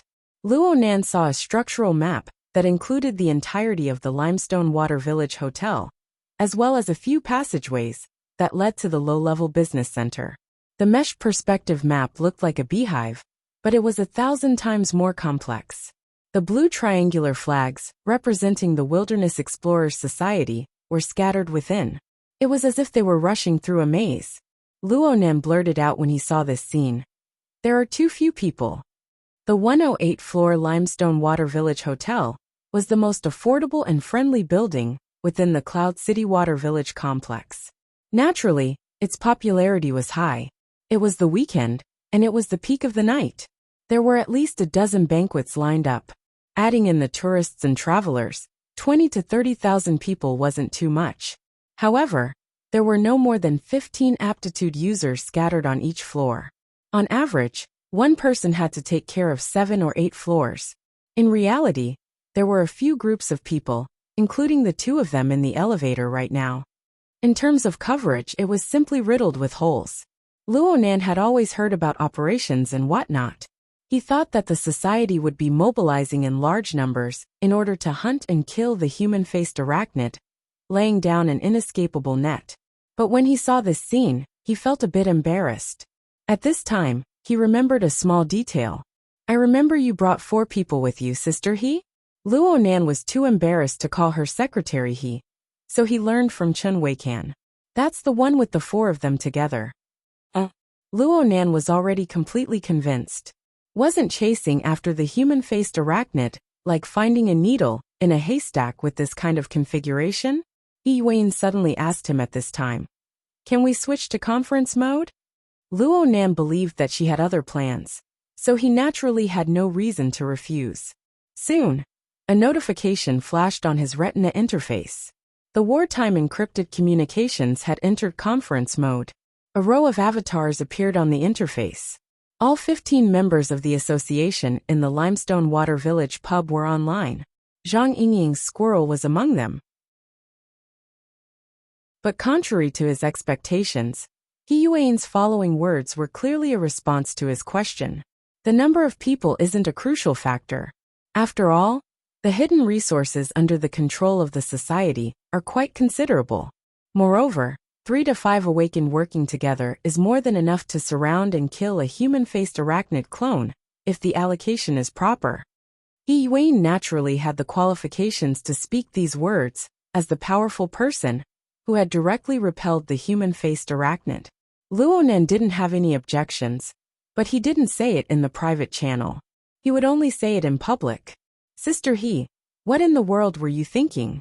He Yuan's voice was piercingly cold and solemn. She didn't seem to have any intention of stopping. Since there are so few people, it's impossible to form a complete coverage. There's no need to spread out, especially when the command and deployment is far from reaching a level of finesse. This was firing cannons. Luo Nan was stunned speechless when another voice jumped out from the hexa-ear as expected. Oh, people from the military are different. Then how do we command and how do we deploy? Secretary He, give us a proper explanation. Impatience seeped through the oily tone. A flashing notification appeared in the corner of the retina interface. The number was 3393. The avatar was an ugly black beetle. Love Gobe smalt say Nekki Yuan didn't follow the rhythm of the black beetle. She just adjusted the building's structure diagram and opened up a split-screen interface in the lower right corner. It displayed a surveillance image of the hotel's interior. Luo Nan noticed that most of the faces on the screen were students. Looking at the scale and shape, it was the scene of the mutual assistance cold dinner party that he had yet to enter. He Yuan quickly made a mark on the screen. One was located at the edge of the surveillance area. They were talking to a man and a woman, Shuelei and Chen Xiaolin. The other was standing parallel to them. The black-suited male was getting closer and closer. Clearly, this was the image from before the incident. Luo Nan could see that Shuelei and Chen Xiaolin had quarreled. They probably had misgivings about being in a public place. After quarreling for a few sentences, they left. They probably wanted to find a quiet place to talk. The black-suited male followed behind them the entire time. Then the surveillance image switched to the elevator entrance. Luo Nan, who was drawing with his head lowered, entered the frame. Of course, there was also Zhang Yingying, who was watching from the side. Please pay attention to everyone's position at this moment. He Yuan's piercingly cold voice rang out. According to Zhang Yingying's description and the display of the war chess mode, Mr. Luo discovered the abnormality on his friend's body at this moment. He gave a warning and was ambushed by the Black Wolf behind him. Black Wolf? Luo Nan's gaze turned to the black-suited male on the ground. So this person had a code name? Speaking of which, this person was much more miserable than Shuelei. He Yuan's attack just now had directly smashed his spine. Luo Nan didn't know if he could be saved. But He Yuan's explanation immediately stunned Luo Nan. Black Wolf is a registered member of the society. He is also a member of the search and capture operation. However, right now he is already a slave of the human-faced arachnid. He Yuan's tone was tranquil. She didn't have any other emotions because of the change in her companion's position. But the conference channel was a sheet of silence. Clearly, this fact made the others rather embarrassed. He Yuan's analysis continued at this time. We haven't found the scene of Black Wolf being infected. But according to the time of the last call, it was approximately 20 minutes ago. Then the infected Black Wolf approached the next target. From the state of his target, we have reason to believe that he has already used his methods. He has been tailing them all the way, waiting for an opportunity to reap the fruits of battle. The human-faced arachnid's methods are crude and intense. There is practically no buffer time in between. And right now we still don't know anything. Only He Yuan's voice remained in the conference channel for the time being. Only when Mr. Luo captured the traces of the human-faced arachnid and issued a warning to his friend did we begin to move. The first wave was Zhang Yingying, who was by Mr. Luo's side. The elevator just happened to arrive at the 81st floor with a ding. There were no disturbances in between. Presumably, it was the result of special control. Luo Nan was startled when the elevator door opened. On the opposite wall was a beautiful woman with drooping shoulders against the wall. Wasn't that Zhang Yingying? This young woman, who had always radiated with vitality, was clearly receiving information from the conference channel. She had a premonition of the unpleasant evaluation that would follow. She raised her hand weakly. "Hi, I'm here."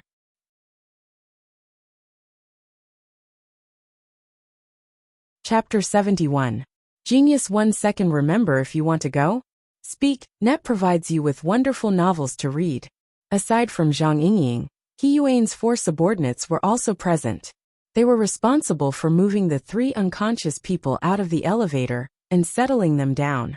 He Yuan's footsteps did not stop. She gestured with her hand, inviting Luo Nan to the society's reserved conference room. Zhang Yingying was basically ignored, but she was exceptionally obedient. She called out to Luo Nan, and followed by the side without a word. She received the analysis and criticism from the Hexa. However, He Yuan did not completely reject her. Zhang Yingying's first reaction was passable. Things happened suddenly, but she was still able to discover the abnormality of the Black Wolf and intervene. However, her biggest problem was that her attack power was severely lacking. She was unable to stop the Black Wolf from continuing to harm Mr. Luo. In fact, if Mr. Luo's friend was not an outstanding martial artist, he would be able to rely on his powerful willpower and blood energy to break away from the human-faced arachnid's further corrosion. Mr. Luo would not have been able to survive the pincer attack. Zhang Yingying's expression did not turn for the better, even though she heard the evaluation. Instead, she became more gloomy. She was even a bit distracted. The group of people entered the conference room. The conference room was empty right now. There were only a few monitoring devices installed in a messy manner. He Yuan didn't even give them a glance. She invited Luo Nan to sit down and continued to analyze the relevant problems. Since all communication was carried out on the psychic wave network, the plane of reality was still a sheet of silence after they sat down. The atmosphere continued to be tense. The worst problem appeared in the second wave. First, Zhang Yingying's second reaction was very clumsy. She watched helplessly as Mr. Luo's elevator sank. She wasn't able to make any effective movements, and she wasn't able to follow up in time. Second, the support of the action team, including me, was completely disjointed. It took a full 74 seconds for Mr. Luo to be completely exposed to the threat of the Black Wolf and the human-faced arachnid. We should rejoice. We are still able to analyze the situation around Mr. Luo and not bow 3 times to his corpse. But this result has practically nothing to do with the members of the action team. Still, no one spoke. He Yuan's analysis wasn't anything out of the ordinary, but it was an ironclad fact. The clumsy response of the society's action team was completely exposed. Luo Nan saw number 3393, the Black Beetle who had voiced his doubts the earliest, directly log off. He exited from the conference mode.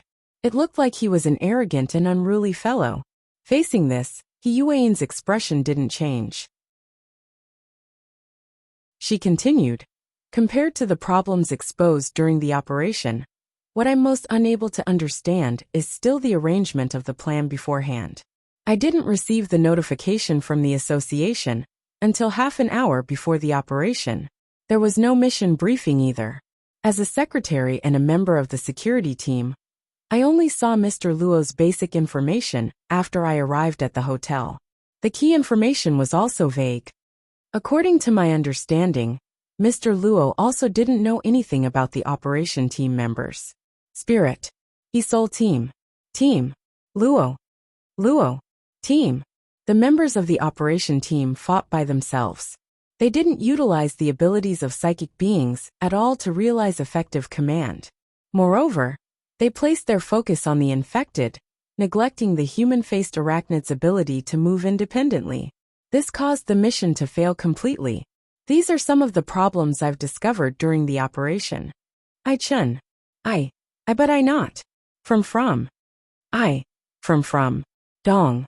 But I hope everyone can seriously discuss and solve the problems that have been exposed and continue to be exposed. Otherwise, our pursuit of the human-faced arachnid will only lead to continuous failures, leading to unfathomable consequences. Love go little say netku over. Yuan's long analysis finally came to an end. No one spoke for a long time in the conference channel. No one responded to her proposal. The atmosphere was awkward. Luonan even thought that if Yuan's words hadn't softened a bit in the end, perhaps more people would have withdrawn like the Black Beetle. He could see that Yuan's strict and serious behavior was a bit out of tune with the society's overall atmosphere. Luonan thought back to Zhang Yingying's evaluation of ability users this morning. The evaluation of ability users such as arrogant, wild and unruly, eccentric and perverted, and so on. Now it seemed that they weren't particularly exaggerated. At the very least, the evaluation of scattered sand was absolutely realistic. Perhaps this operation would come to an end without any progress? Unexpectedly, Zhang Yingying spoke through the conference channel. Everyone, we've lost face to this extent. Aren't we afraid of making a public appearance? Tactics are needed to fight a boss. We've really underestimated the enemy by swarming over like a swarm of bees. Let's talk things over together. Zhang Yingying's words were admittedly dispirited. She had the appearance of everyone come over for a farewell meal. But the effect was actually quite good. In the silent and stiff conference channel, there was a chaotic sound. Sure. Let's go up and discuss tactics. It's good to meet each other. Mr. Luo hasn't said anything yet. Has he been turned into a figurehead by the secretary? He's the vice president. Today's fortune is tomorrow's calamity. Mr. Luo really knows how to play it safe. I heard that he's still quite young. I haven't met the future vice president yet. This isn't a good start. Learning from the military's successful experience isn't bad. Speaking of which, does the vice president play the wilderness? The military has a team in the wilderness, right? The vice president should be an expert. What character does she usually use? Luonan was speechless. This was clearly a group of wilderness battle squads. They usually played the game 10 days in the wilderness and gathered together. He didn't know who called out to them, but they just rushed over to deal with the human-faced arachnid. They probably thought that this was the same as fighting a boss in a game. Yuan was expressionless towards this. She just sat quietly and waited. He looked at Zhang Yingying again. She was lying on the table after she finished speaking. She continued to act as if there was nothing left to live for. She felt Luonan's gaze and suddenly turned her head. Hey, draw another picture for me. Ah, forget it. You don't understand anything. Zhang Yingying buried her head in the crook of her arms. She was in a position where no one could see her, and she became all the more depressed. She knew that Yuan was very impartial in her evaluation of this entire matter. But the more she was like this, the more she minded. All because of a single sentence. Her attack power was severely lacking. Ever since she entered the society, her white rainbow strike had received praise from the big shots of the society. She was known as the most explosive attack power on the awakened level. She had always been proud of this. But the truth was that she hadn't dealt enough damage to Black Wolf at all. If Black Wolf had used a heavy technique on Luonan back then it would be useless to say anything now. Zhang Yingying was a bit absent-minded, as she felt the clear and sharp energy flowing through her body. She inexplicably recalled Susan's words from this morning. White rainbow. Is it dull? This was the first time Zhang Yingying had this sort of thought in the past 2 years. It seemed to be a bit different from what her boss had said.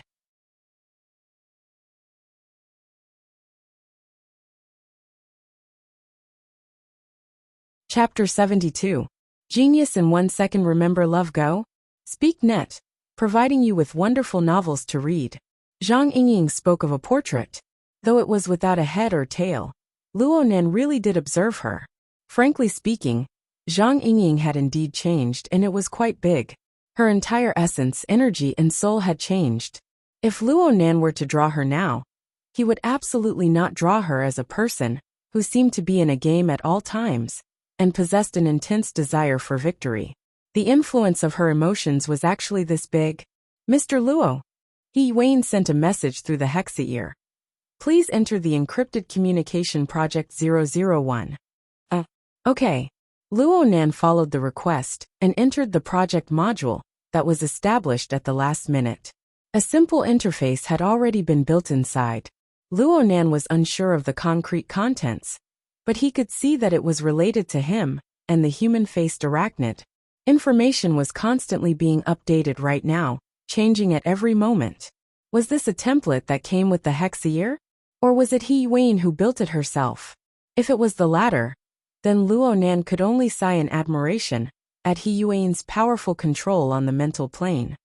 Before the meeting, I hope to gather some information to use as a basis for decision-making. Mr. Luo, you don't mind, right? Luo Nan answered honestly. There are some things that I don't even know how to say. It's fine.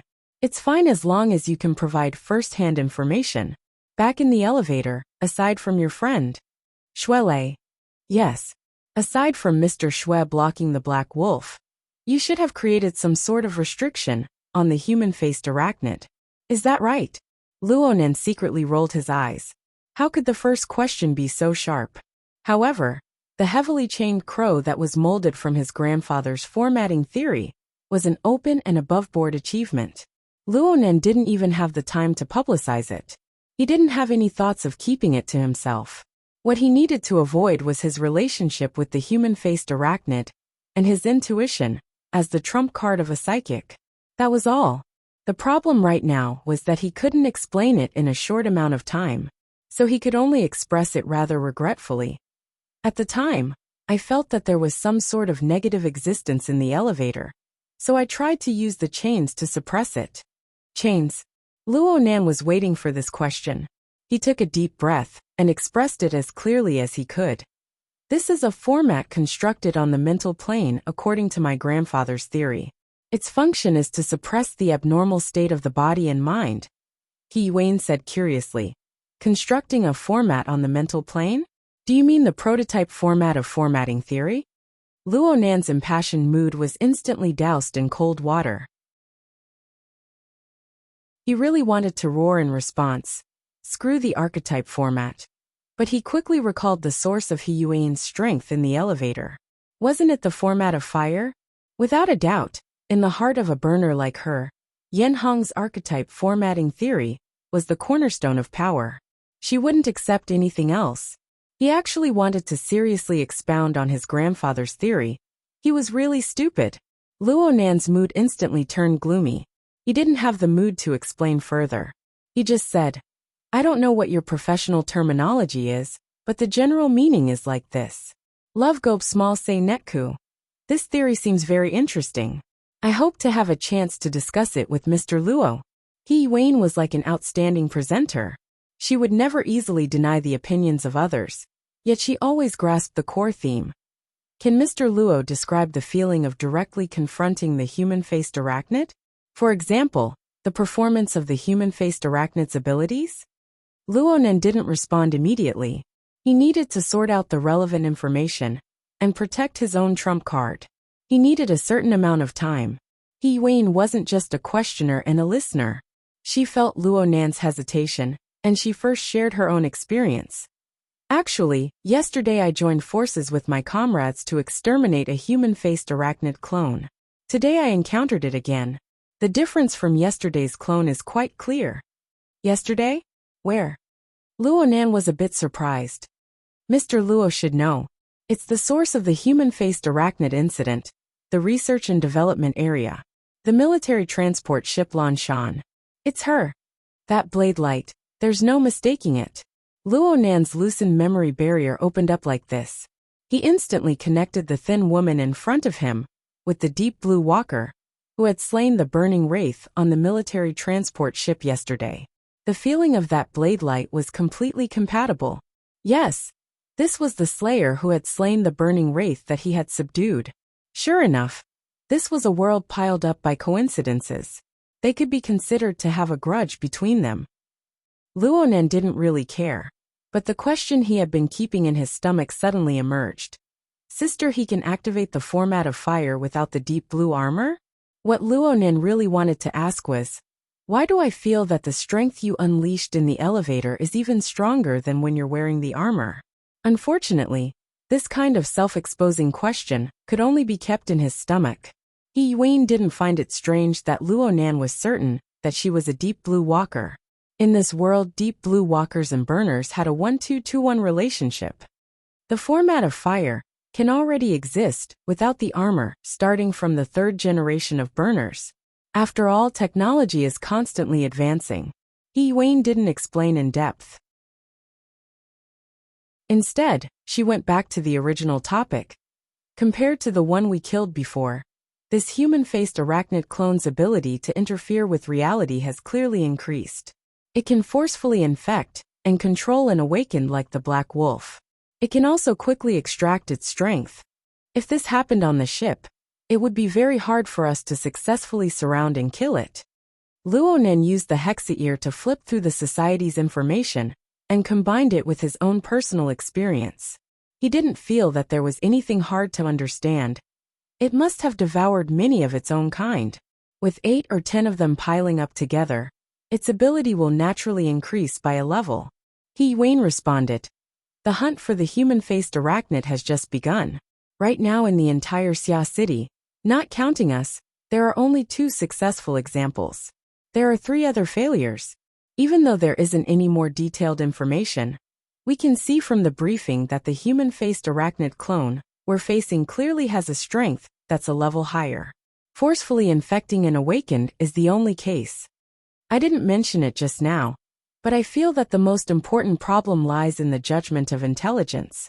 It is impossible to form an effective chain of information by relying solely on the strength of the Society's psychics. In addition, Quantum Corporation is certainly still holding back. The military and the higher-ups of the Society have already re-entered the R&D area to investigate the scene. I hope to find something new. The sound of a door rang out, interrupting their conversation. Ability users that were spread out on every floor arrived one after another. These people had all sorts of appearances, but they all had one thing in common. They were all quite curious about Luonan and Wayne. Zhang Yingying also raised her head, forcing herself to help them introduce. Truthfully speaking, Luonan really didn't remember many of them. He only remembered that the black carapace beetle didn't come. It looked like they had truly fallen out.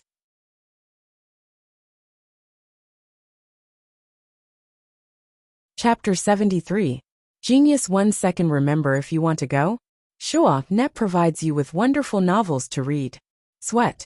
I came back later than I expected. Everyone, please forgive me. Since they were all sitting together, Wayne no longer conversed with Luonan alone. She began the meeting.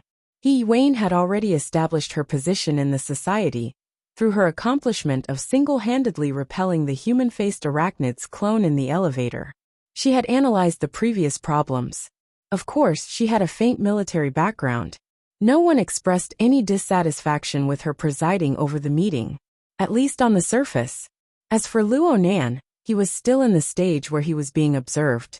Gazes fell on his face, and all of them were straightforward playfulness and curiosity. There was no concealment whatsoever. Luonan was also observing them. If the operation continued, his safety would be greatly affected by these people. Of course, he couldn't be careless. He didn't remember it during the initial introduction, so he could only study it hard during the meeting. Luonan really admired his secretary when it came to this. It was only during their introductions that he learned that Wayne had also just retired from the military. She had joined the Wilderness Explorers Association less than a day ago, and was a newcomer, just like him. But with the same experience, Wayne could clearly remember the names and nicknames of all the participants. There was no hindrance in communicating during the meeting, and she also had a clear understanding of everyone's duty and movement within the hotel. This was not just a matter of memory, but also a matter of whether one was diligent or not. Speaking of meetings, the initial format was quite casual. Wayne didn't walk down one topic after another. Instead, she followed the same pattern of communication she had with Luonan. She chatted and gathered information from all sides. Luonan didn't exit Project 001, so he could clearly see that the template's contents were being updated and adjusted at lightning speed. The blueprints of the Limestone Water Village pub also became more and more detailed. It could be seen that He Yuan was attempting to reverse engineer the movements of the human-faced arachnid. She wanted to see how it would make its move against the black wolf. However, she was unable to see the results at the moment. Luonan felt quite familiar with this sort of intuitive deduction method.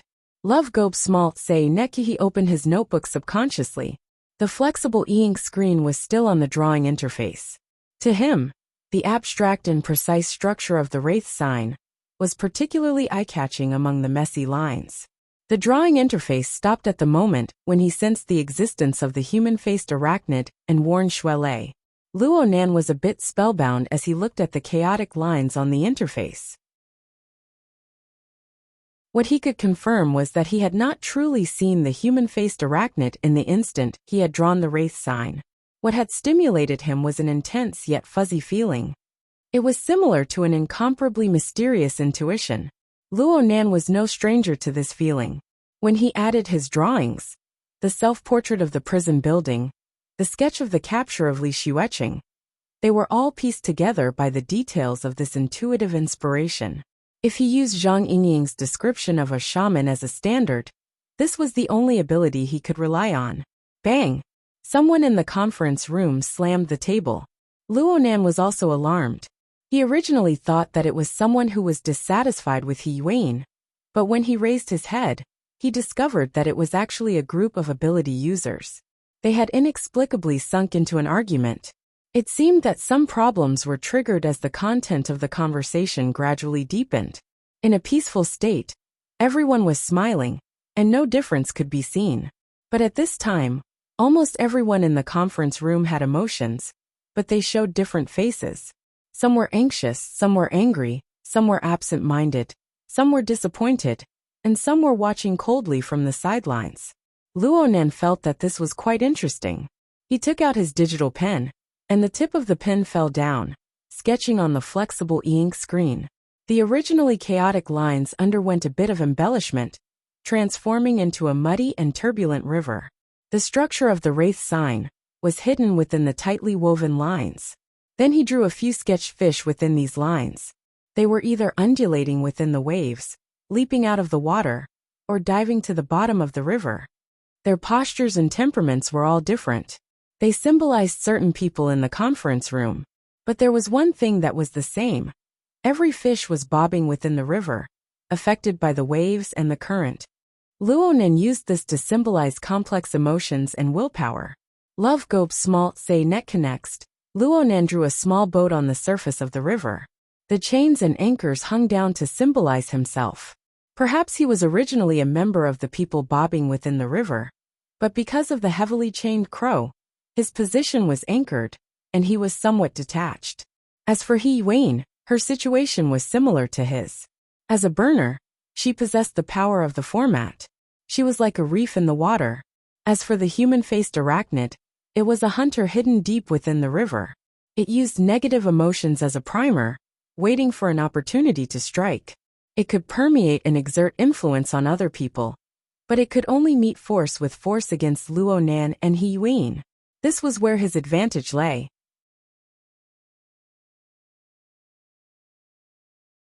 The tip of the pen reached this point, and a line of thought suddenly became clear in Luonan's mind.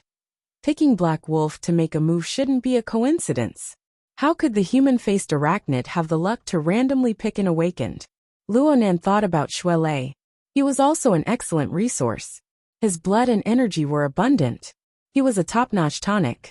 Perhaps the human-faced arachnid had chosen every single person present.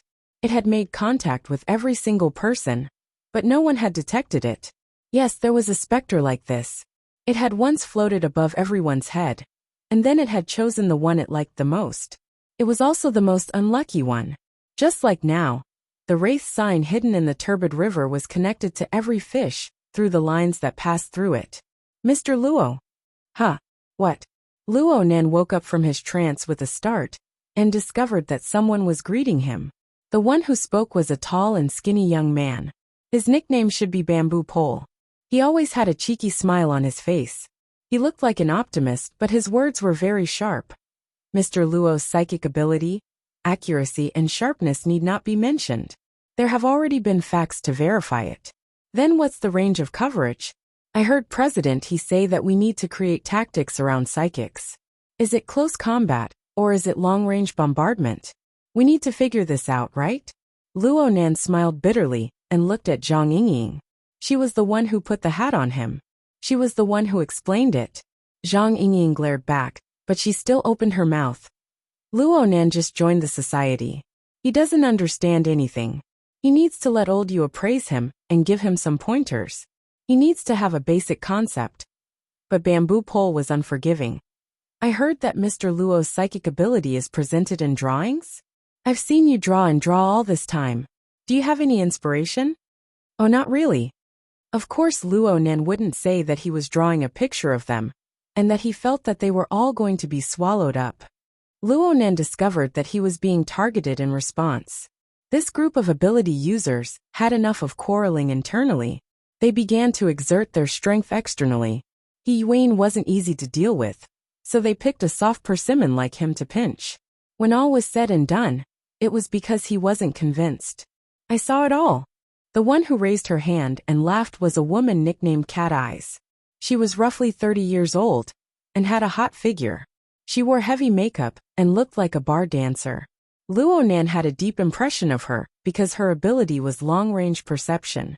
It was already very similar to a psychic, but it wasn't effective against darksider life forms.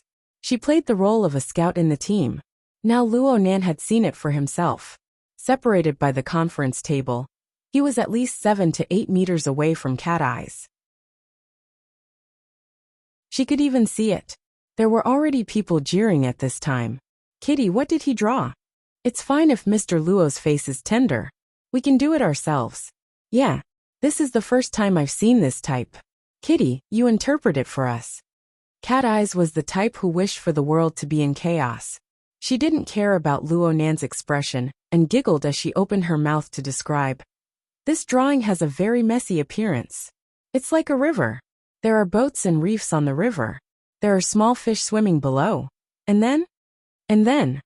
Luo Nan was a bit helpless against this sort of noisy character. He wanted to put away the digital pen, but the pen tip sank a bit. It was as if an invisible thread had wrapped around it. There was a sudden reaction on the mental plane. The chains rattled and trembled. The wraith sign at the front also seemed to flicker with light. Luo Nan subconsciously moved his pen, and a marvelous feeling appeared. It was as if he had brought something with him. Cat Eyes, who had been giggling, suddenly went mute at this moment. Blood seeped out from the corner of her eyes and she fell backwards.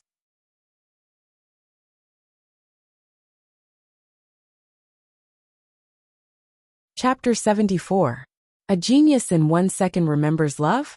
Speak. Net provides you with wonderful novels to read.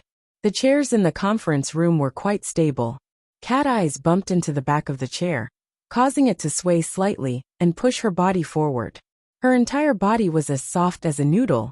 Clearly, she had completely lost consciousness. She swayed a few more times before finally falling forward. Her forehead bumped into the conference table with a muffled sound. She did not react at all. The tip of the pen in Luo Nan's hand suddenly stopped. Aside from Cat Eyes' strange reaction, countless blurry and chaotic scenes suddenly exploded before his eyes. There were even more peculiar sounds, smells, and other signals. They surged over one after another. This was absolutely not the stimulation of his senses from the external environment. Instead, it was information signals that were directly transferred to his nervous system. There was no logic behind it. There was no distinction between primary and secondary. They just swarmed over like a swarm of bees.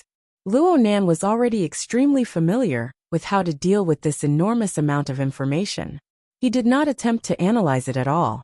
Instead, he directly transmitted it through the heavily chained crow and sent it into the external neuron. Luo Nan was able to understand what this sudden and unforeseen event was all about because he had this familiar scene as a comparison. He had dug out a piece from the body of the human-faced arachnid in the elevator. He had received a large amount of energy and a huge amount of information that could make one's brain stop. Right now in the conference room, the impetuous woman Cat Eyes was using her ability to spy on Luo Nan's creation. Little did she know that this creation was a part of Luo Nan's ability to operate on the mental plane. Frankly speaking, this sort of spying was extremely stupid. Cat Eyes had swapped places with the human-faced arachnid. She took the initiative to deliver herself to Luo Nan's doorstep when Luo Nan's mental plane was the most active. Then, she was pierced through by the heavily chained crow. The chains and the wraith sign dug out a piece from her, without a trace of politeness. The contents involved Cat Eyes' most proficient memories of long-range perception. The specific contents would need to be analyzed by the external neuron. Bang! Someone slammed the table when they saw Cat Eyes' miserable appearance. Kid Luo, what the hell are you doing? Bang! Someone beside Luo Nan also slammed the table and stood up. You bunch of idiots. What the hell are you doing when a psychic is working? The one who stood up and roared was Zhang Yingying. Perhaps it was because she had an instinctive protective heart towards the talent she had unearthed herself. She stood up without the slightest hesitation and tore at her friend. Her imposing manner soared to the heavens. When old you burns the turtle shell, why don't you try pouring a basin of water on it? Why don't you try smashing old Gao's altar when he's casting the spell? Try slapping Lao Bai's face when he's in the dream. Even if you don't know about manners, you should at least know about taboos, right? Since when did shamans become someone you can flirt with at any time? After a round of reprimanding, regardless of whether they were convinced or not, the group of ability users were all dumbfounded. At this moment Cat Eyes' shoulder moved. She began to show signs of regaining consciousness. The people at the side crowded around to take a look. Approximately 5 or 6 seconds passed before Cat Eyes finally regained her wits. She sat up straight with the help of someone. She blinked her eyes and had a blank expression on her face. What happened? Did he lose his memory? Someone stretched out his finger. Kitty, how many is this? Scram. Cat Eyes' vitality did not diminish in the slightest as she scratched with her long manicured fingers. She quickly recovered and began to feel annoyed that there were too many people crowding around her. She waved her hand to chase them away. Love Gobe Small Say Netku, what happened just now? Give me a clear explanation. How would I know? Cat Eyes' voice was sharp and clear when she spoke, but when she looked at Luo Nan, she clearly felt a bit weak. I was just looking at the painting and feeling the changes in his aura in passing.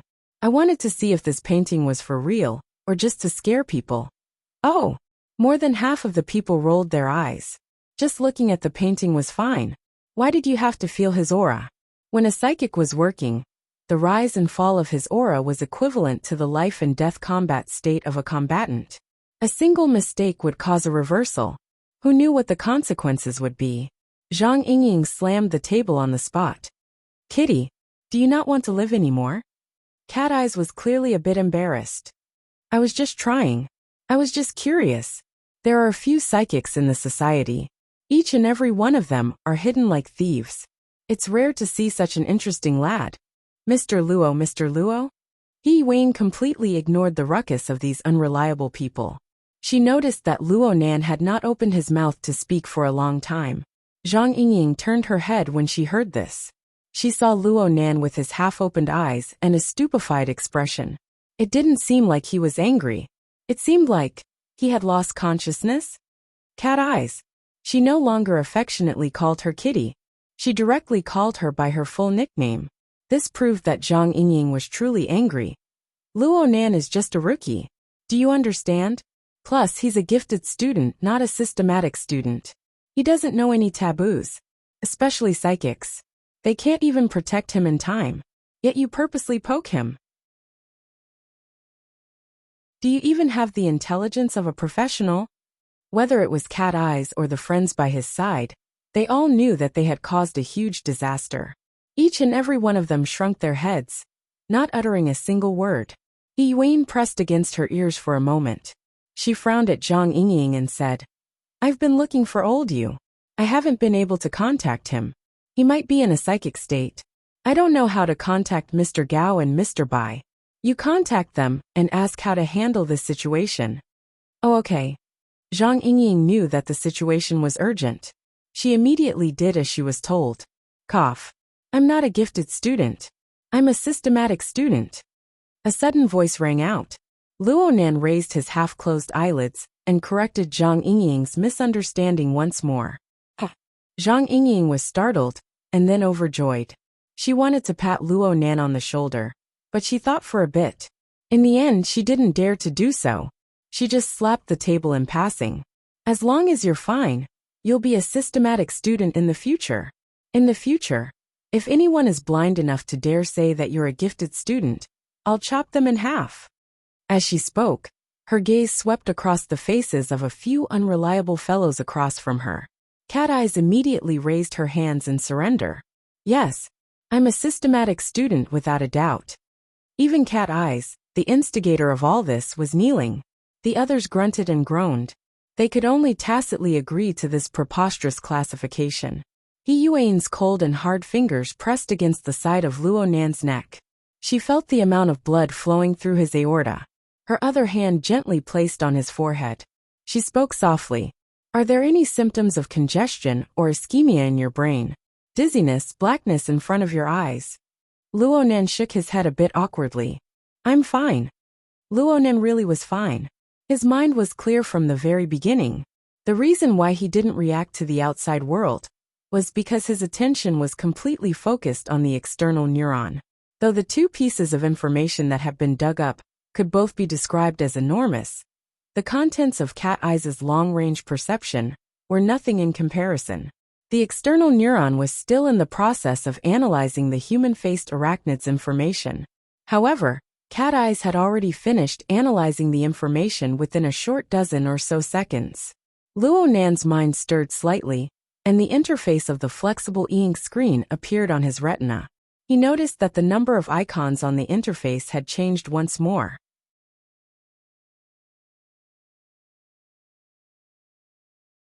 Chapter 75. Genius 1 second. Remember, if you want to go? Shuo.net provides you with wonderful novels to read. Just like in the underground laboratory, on the main interface of the flexible e-ink screen, there was only one additional icon. It wasn't the previously existing gear, but it still had an extremely familiar appearance. The tetrahedron inscribed sphere and circumscribed sphere. Luonan's visualization diagram. However, the icon was dark as a hole. It was as if an application had been downloaded, but the download and installation had not been completed. Most of it was still in the shadows, and only a very small portion was lit up. The progress showed 1%. It was surprisingly slow. Luonan's telepathic thoughts swept over the surface. He made some basic information clear, but doubts followed. In the end, how much did he dig out from the body of the human-faced arachnid? If he wanted to express the theme, shouldn't it be displayed as wraith sign or something? What did it have to do with visualization? These questions could only be answered after the download, analysis was completed. Luonan paid attention to another matter. The results of his analysis of Cat Eyes were not displayed on the main interface. He felt that there was a layer separating him from it when he wanted to touch it. There seemed to be some tricks to it. Hey, are you okay? Zhang Yingying, as well as the other people in the conference room, saw Luonan inexplicably enter a trance state after replying with a few sentences. Their hearts grew more and more uncertain. Being a shaman was a profession that involved mysterious things on the spiritual level. It was really not easy to grasp. Other than old Yu Gao Deshuan, who was well cultivated and didn't seem to have any abnormalities, the rest of the spirit mediums in the association were all a little neurotic. It was said that it had something to do with the backlash they received when they used their abilities in their early years. Zhang Yingying could not help but glare angrily at Cat Eyes, who knew that Luonan's line of sight would move at this time. He moved in sync with Zhang Yingying and pointed at Cat Eyes. Love Gobe Small say Netka Cat Eyes was already a bit immune to Zhang Yingying's angry glare. But when Luonan looked at her with an unreadable expression, her heart suddenly skipped a beat. She was inexplicably nervous. Hey, what are you so nervous about? Even Cat Eyes herself could not bear to watch her overly abnormal emotions. She had always been a troublemaker, She was careless, and her courage was outrageous. She had always prided herself on this. However, ever since she caused trouble just now, she felt that her heart had no roots, and she had really become an obedient cat. Now that she was facing Luo Nan, the feeling of weakness continued to sprout. Finally, her self-consciousness counterattacked. He was yelled at by Zhang Yingying just now because they were friends. Who the hell do you think you are? Cat Eyes immediately widened her eyes. She glared back at Luo Nan, and her mouth became even more unrestrained. What? You want compensation? Sure, can I sleep with you? According to her observations of Luo Nan, this introverted and immature kid would most likely be unable to resist. In the end, Zhang Yingying would have to take the lead. When the time came, she would pester him endlessly for a bit, and give him a more or less reasonable explanation. But the problem was that Luo Nan's gaze was completely devoid of any emotions that could be interpreted. Luo Nan was not affected by any external emotions, including Cat Eye's deliberate provocation. Luo Nan saw that Zhang Yingying wanted to slap the table again, but he just nodded to Cat Eyes. Come over and help me out, okay? Everyone in the conference room looked at each other in dismay. Cat Eyes pointed at herself and said, Me? Hold on. This posture is too weak. Cat Eyes wanted to flip out again, but Luo Nan had already lowered his head. His digital pen fell onto the flexible e-ink screen once more. What are you pretending for at such a young age? Cat Eyes let out a laugh. She suddenly jumped over from the table without any warning. Her 12-centimeter roots were as tall as the heavens, and she landed noiselessly. Her movements were nimble, and she was truly like a large cat. The thick and dizzying smell of perfume covered the entire area. She supported herself on the table with one hand, and half of her body turned into a shadow. She fell onto the flexible e-ink screen in Luo Nan's hand. Hey, pretentious kid. How do you want me to help you? It can't be that you can't draw a picture, so you want to find a scapegoat in the end, right? Luo Nan glanced at her. He just felt that this woman was unreasonable. But sudden inspiration was very precious. He didn't want to make a mistake, so he simply lowered his head and looked straight at the flexible e-ink screen. He said, Don't talk. Try your best not to let your imagination run wild. Look at this picture of mine. What do you think? Heh, you want to harm me again? Thinking back to the miserable state of her bloodshot eyes, Cat Eyes felt a bit weak in her heart. It wasn't easy for her imposing manner to rise, but it rapidly declined. Zhang Yingying pushed her from behind. I've already looked at it several dozen times. Nothing happened. You're clearly looking to die, okay? Who knows if you guys are having an affair or not? Cat Eyes casually mocked back.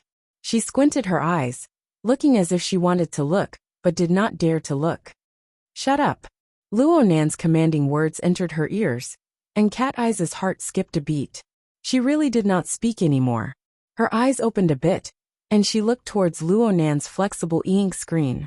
She had already used her long-range perception to scan this sketch, but she did not discover anything strange about it. But now that she obeyed Luo Nan's command, her gaze fell down, and the feeling was completely different. There were all sorts of figures on the sketch. For example, a small boat with chains hanging down. There were reefs that faced the wind and waves. They were all extremely eye-catching. But she inexplicably locked the focus of her gaze onto a certain fish that seemed to be swimming in circles within the muddy river. It looks a lot like me. An absurd thought assaulted her mind. Then she saw Luo Nan's digital pen fall down. It drew out many lines around the fish that she was gazing at. It even drew out its body. Strangely enough, her mind became a bit absent-minded when these lines appeared. It was as if the lines did not fall onto the flexible e-ink screen, but rather they were being pulled out from her body. There was an incorporeal specter reaching out with its hand. It seemed to be gently caressing, but it also seemed to be cutting into her internal organs and skull, dissecting her entire body. When this thought became clear, Cat Eyes' body froze on the spot. The group of ability users saw Luo Nan draw on the spot. Luo Nan's pretentiousness was raised high, and their curiosity was piqued. They all gathered around in a circle. From their perspective, Luo Nan's sketch appeared chaotic at first glance, but it was extremely intuitive. The originally chaotic interweaving river structure inexplicably cleared out a relatively clear trajectory as the tip of the pen moved. It clearly symbolized the route that the fish had taken to get here. Some of the quick-witted ones vaguely understood that this seemed to be tracing back to something that had happened before. Psychics could trace back to the past. They could foresee the future. The conference room was silent for a time. No one dared to disturb the work of a genuine psychic. Sister Luonan suddenly spoke once more. This was just a habitual action, but he quickly reacted. He switched to the psychic wave network and entered Project 001 to converse with He Yuan. At this time, a blurry figure appeared on the structural map of the limestone water village pub. He tried to find a matching area within it. The problem was that Luonan was unfamiliar with the operation, so he could only seek help from others. Luonan and He Yuan's little movements could not be hidden from others. The group of ability users did not need to think to know what was going on. They immediately rushed into the encrypted channel and switched to Project 001. The only one who did not do this was Cat Eyes. At this very moment, she was completely unable to divert any energy. Her legs, which were wrapped in black stockings, were trembling uncontrollably. If she had not used her hands to support herself on the table, she might have already fallen to her knees. That specter, that incorporeal specter, was not satisfied with dissecting her completely. It began to greedily devour her.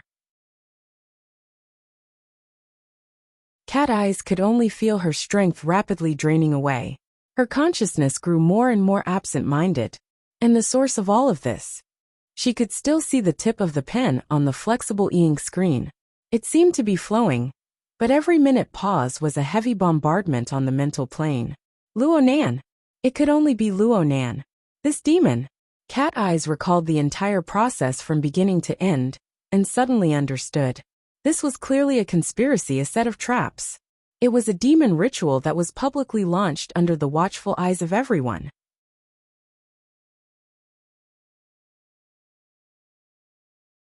Chapter 76. Genius 1 second. Remember, if you want to go? Net provides you with wonderful novels to read. Under the stimulation of anger, Cat Eyes felt that her thoughts were unprecedentedly clear. She wanted to destroy this demon's scheme. She immediately opened her mouth to shout, but only then did she discover that not a single muscle in her body was listening to her commands. Anger was only a temporary flame, while fear was a boundless tide that would extinguish the flame as soon as it rose. At this time, all of Cat Eye's strength had melted away in the great tide of fear. At the same time, her will had melted away as well. In the tide of fear, feelings of regret began to emerge. This demon, he's been eyeing me for a long time? Or is it because I bumped into him? God, I'm so stupid. Amidst her self-reproach, Cat Eyes was like a sacrificial offering placed on an altar. Her body could not move, her mouth could not speak, and even her thoughts gradually stiffened. Only his blood and soul flowed out bit by bit, flowing to an unknown destination. She tried to find the home of her blood and soul, but in a daze, it was as if she had fallen into a boundless dark prison. In the restless darkness, the treacherous and cold 6 spots of light lit up. The blurry silhouette around it moved its many legs and gradually approached. His already stiff consciousness suddenly moved, receiving a stimulus. It was a vivid memory from the target's information. Human-faced arachnid? Why the human-faced arachnid? In her daze, no one could answer her questions, let alone ease her fear.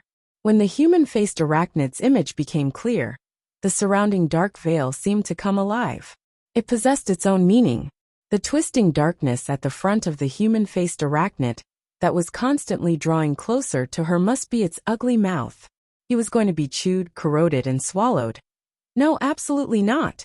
Cat Eyes suddenly came to a realization that came from the spiritual perception of an awakened. It didn't matter if this was a devil's ritual, or if it was a trap or a plot. If she was truly devoured by the human-faced arachnid right now, she would certainly be consigned to eternal damnation. She would never have the chance to start over again. Help, help. Someone save me. Cat Eyes howled at the top of her lungs in the gradually muddled mental plane. But on the plane of reality, she merely hung her head and trembled slightly. Love gobe small say net chew. The more she sensed the real situation, the more despair she felt. What kind of power could confine her in this terrifying darkness? Was there no power that could save her? Walala! A strange trembling sound rang out. From the deepest part of the darkness, a long chain shimmering with a faint light suddenly pierced through. This was a change that Cat Eyes could not comprehend at all. But she was faced with the desperate situation of the human-faced arachnids devouring. She struggled to grab hold of any variable. If both of them were in a hopeless situation, she would choose the relatively better one. She focused all of her consciousness and screamed desperately, "Help, help!" The chains clearly sensed her summons and came crashing through the air. Cat Eyes did not have the slightest intention of evading. She allowed the chains to pierce through her body and pierce through her soul. She did not feel any pain. Instead, she felt a strange sense of support. She tried her best to penetrate the shackles into every corner of her body and mind. The walala trembling sound disappeared and was replaced by a strange kasuasuasua sound. Every time a chain was locked, it would be dead. From Cat Eyes' perspective, this represented a safety rope on the body of a person in danger. Every time a chain was locked, she felt a wonderful sense of security and satisfaction. Then, Cat Eyes felt herself rise up and gradually leave this darkness. Her strength gradually recovered, and her consciousness entered the plane of reality.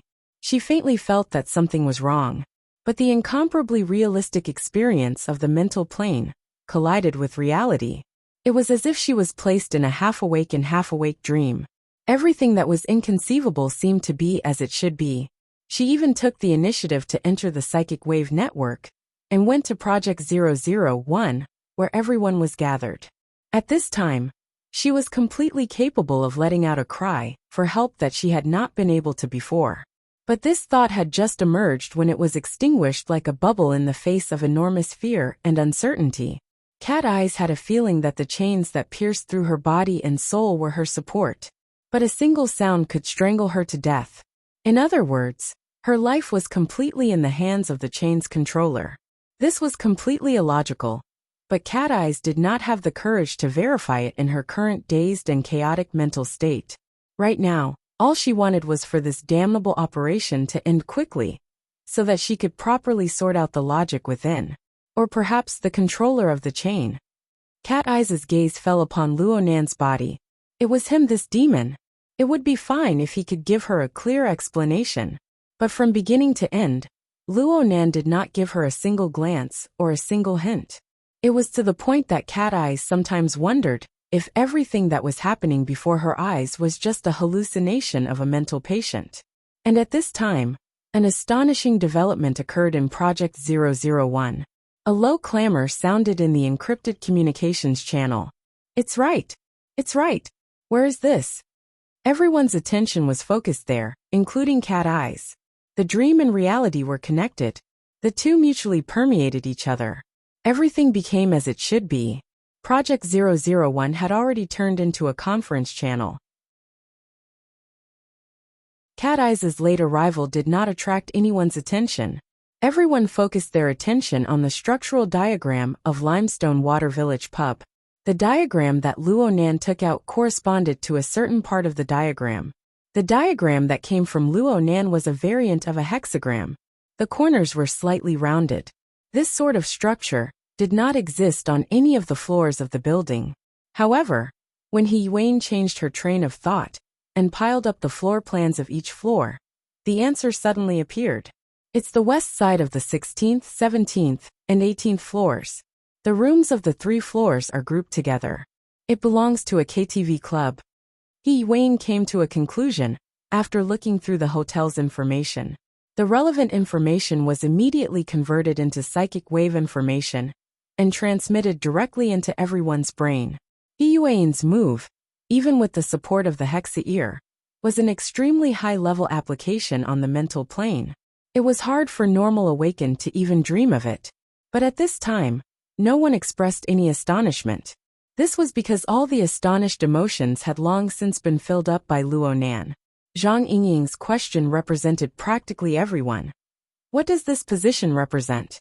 Is it the hiding place of the human-faced arachnid? Yes, I believe that this is just a place where it once stayed. Moreover, It played a crucial role in forming its current state. Luo Nan honestly explained according to the feeling he got from his drawing. He also felt that he was becoming more and more like a psychic. But you went straight to the 21st floor. You've never been here before, right? No. You've never been here before. This is my first time here. Even though the large living area had an awe-inspiring reputation within Acumen College, this was Luo Nan's first time here. On the other side, Bamboo Pole could not help but speak in doubt. Then how did you come up with this diagram? Out of thin air? Luo Nan still answered every question. I've never been here before. But Cat Eyes should have been here before. In an instant, everyone's gazes turned to Cat Eyes in unison.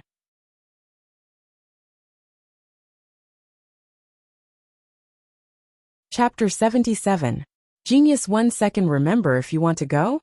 Sure, Net provides you with wonderful novels to read. Cat Eyes suddenly had a ridiculous feeling of absurdity as she faced everyone's gazes. Love Gope Small say, Neck, you guys are searching for the human-faced arachnid here. Do you know that there is a fellow who can snatch food from the mouth of the human-faced arachnid sitting right next to you? But in the end, she just replied blankly, I've been to the 18th floor and passed by this KTV, but I didn't feel any hexagram. Cat Eyes did not use the psychic wave network. Instead, she spoke directly. This made her feel that she was a bit closer to reality. No one could understand her current state of mind. Everyone thought back to Luo Nan's request for Cat Eye's help.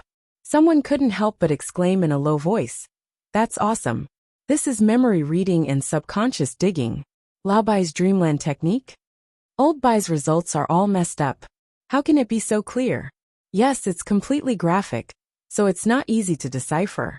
Hey kitty, does it feel good to be dug so deeply? Finally, there was someone who was concerned about Cat Eyes' condition. However, Cat Eyes responded with a 12-centimeter tall slender root. With a howl, the one with the foul mouth knelt down, hugging his feet. He Yuan clapped her hands, getting everyone present to focus their attention. In any case, we must conduct an investigation. We must strive to understand the mysteries behind the growth of the human-faced arachnid's strength. At the same time, you can also do some practice. The previous meeting had more or less produced some results. He Yuan convinced this group of ability users.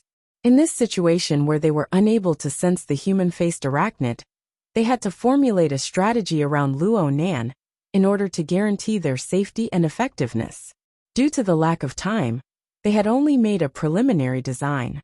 There were many details that had not been perfected. They could use this opportunity to demonstrate it on the spot. From the 81st floor to the 18th floor, the 63rd floor should be fine, right? No one answered and no one cowered. At a time like this, there must be no problem. Luo Nan looked all around. It seemed that he was the only one who didn't understand what was going on. That's right, when they were arguing just now, I was lost in thought. Currently in the Limestone Water Village pub, there were a total of 12 members. Among them, the Black Wolf was heavily injured and unconscious, while the Black Beetle had long since left the team, leaving only 10 members. In addition, there were 4 professional bodyguards that He Yuan had brought along. One of them was assigned to take care of Black Wolf, Shuelei, and the others who were injured. This way, there were a total of 13 people. This was precisely the centralized mode that He Yuan had always advocated. Of course, this mode didn't mean that everyone had to squeeze into the same elevator. The 13 of them were divided into 2 groups. Luo Nan, He Yuan, Zhang Yingying, the 3 bodyguards, and the Society's Cragburst. A total of 7 people walked through the elevator. The power to protect Luo Nan was strengthened to the greatest degree. The other 6 people maintained a certain distance.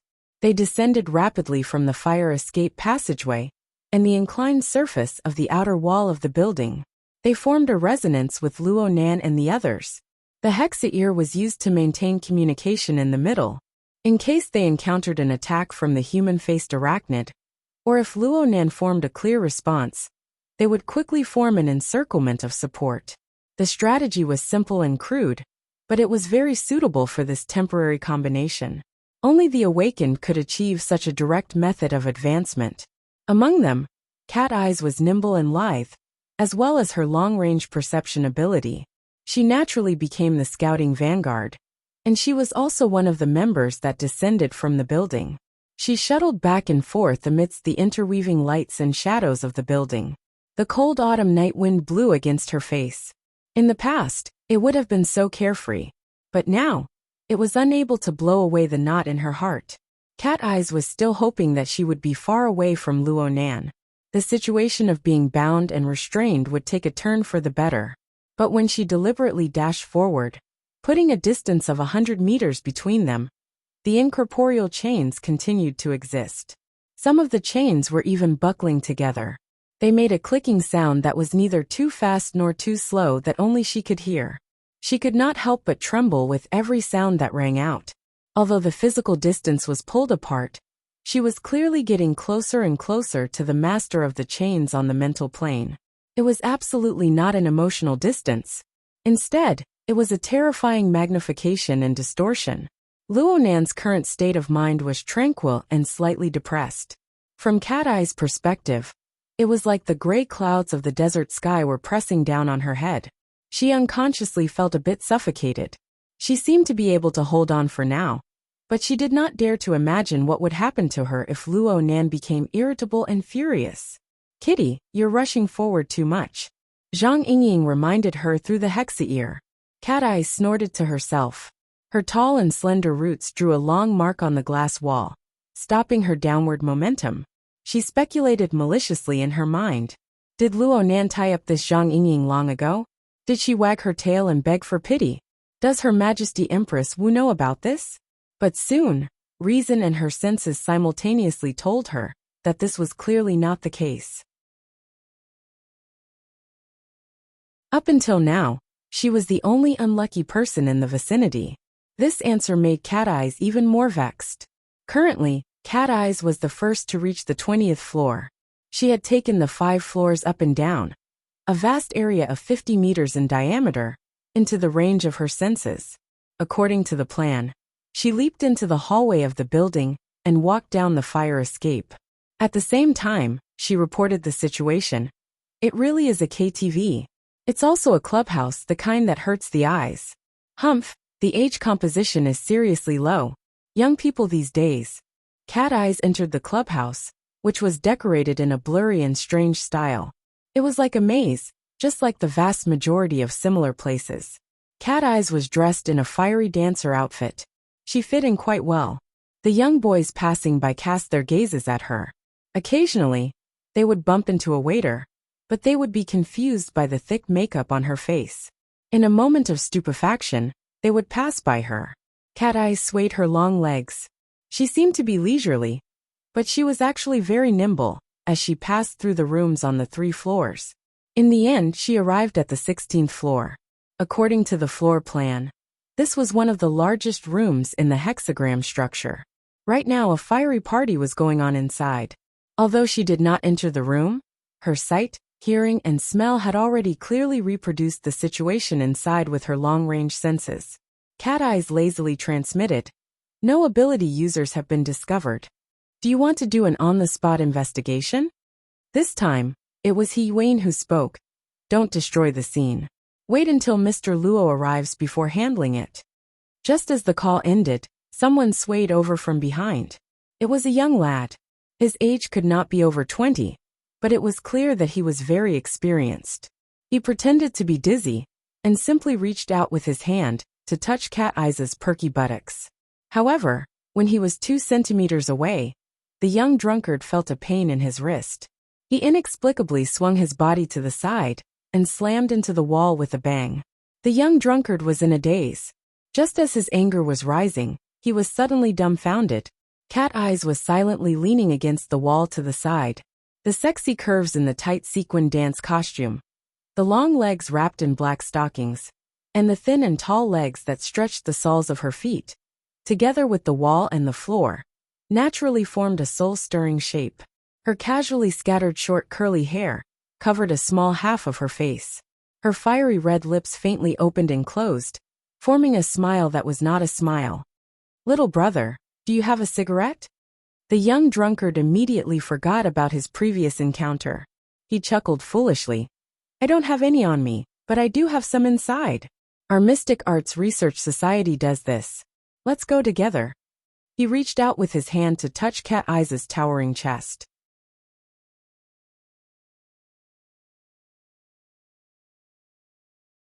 However, what welcomed him was the world spinning once more. This time, his head slammed into the wall, and he immediately fainted. You're tuning in to the Dreamy Chapters YouTube channel.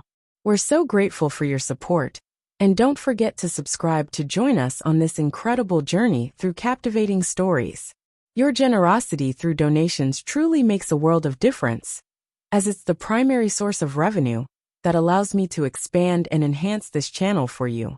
Thank you from the bottom of my heart for being a part of this adventure.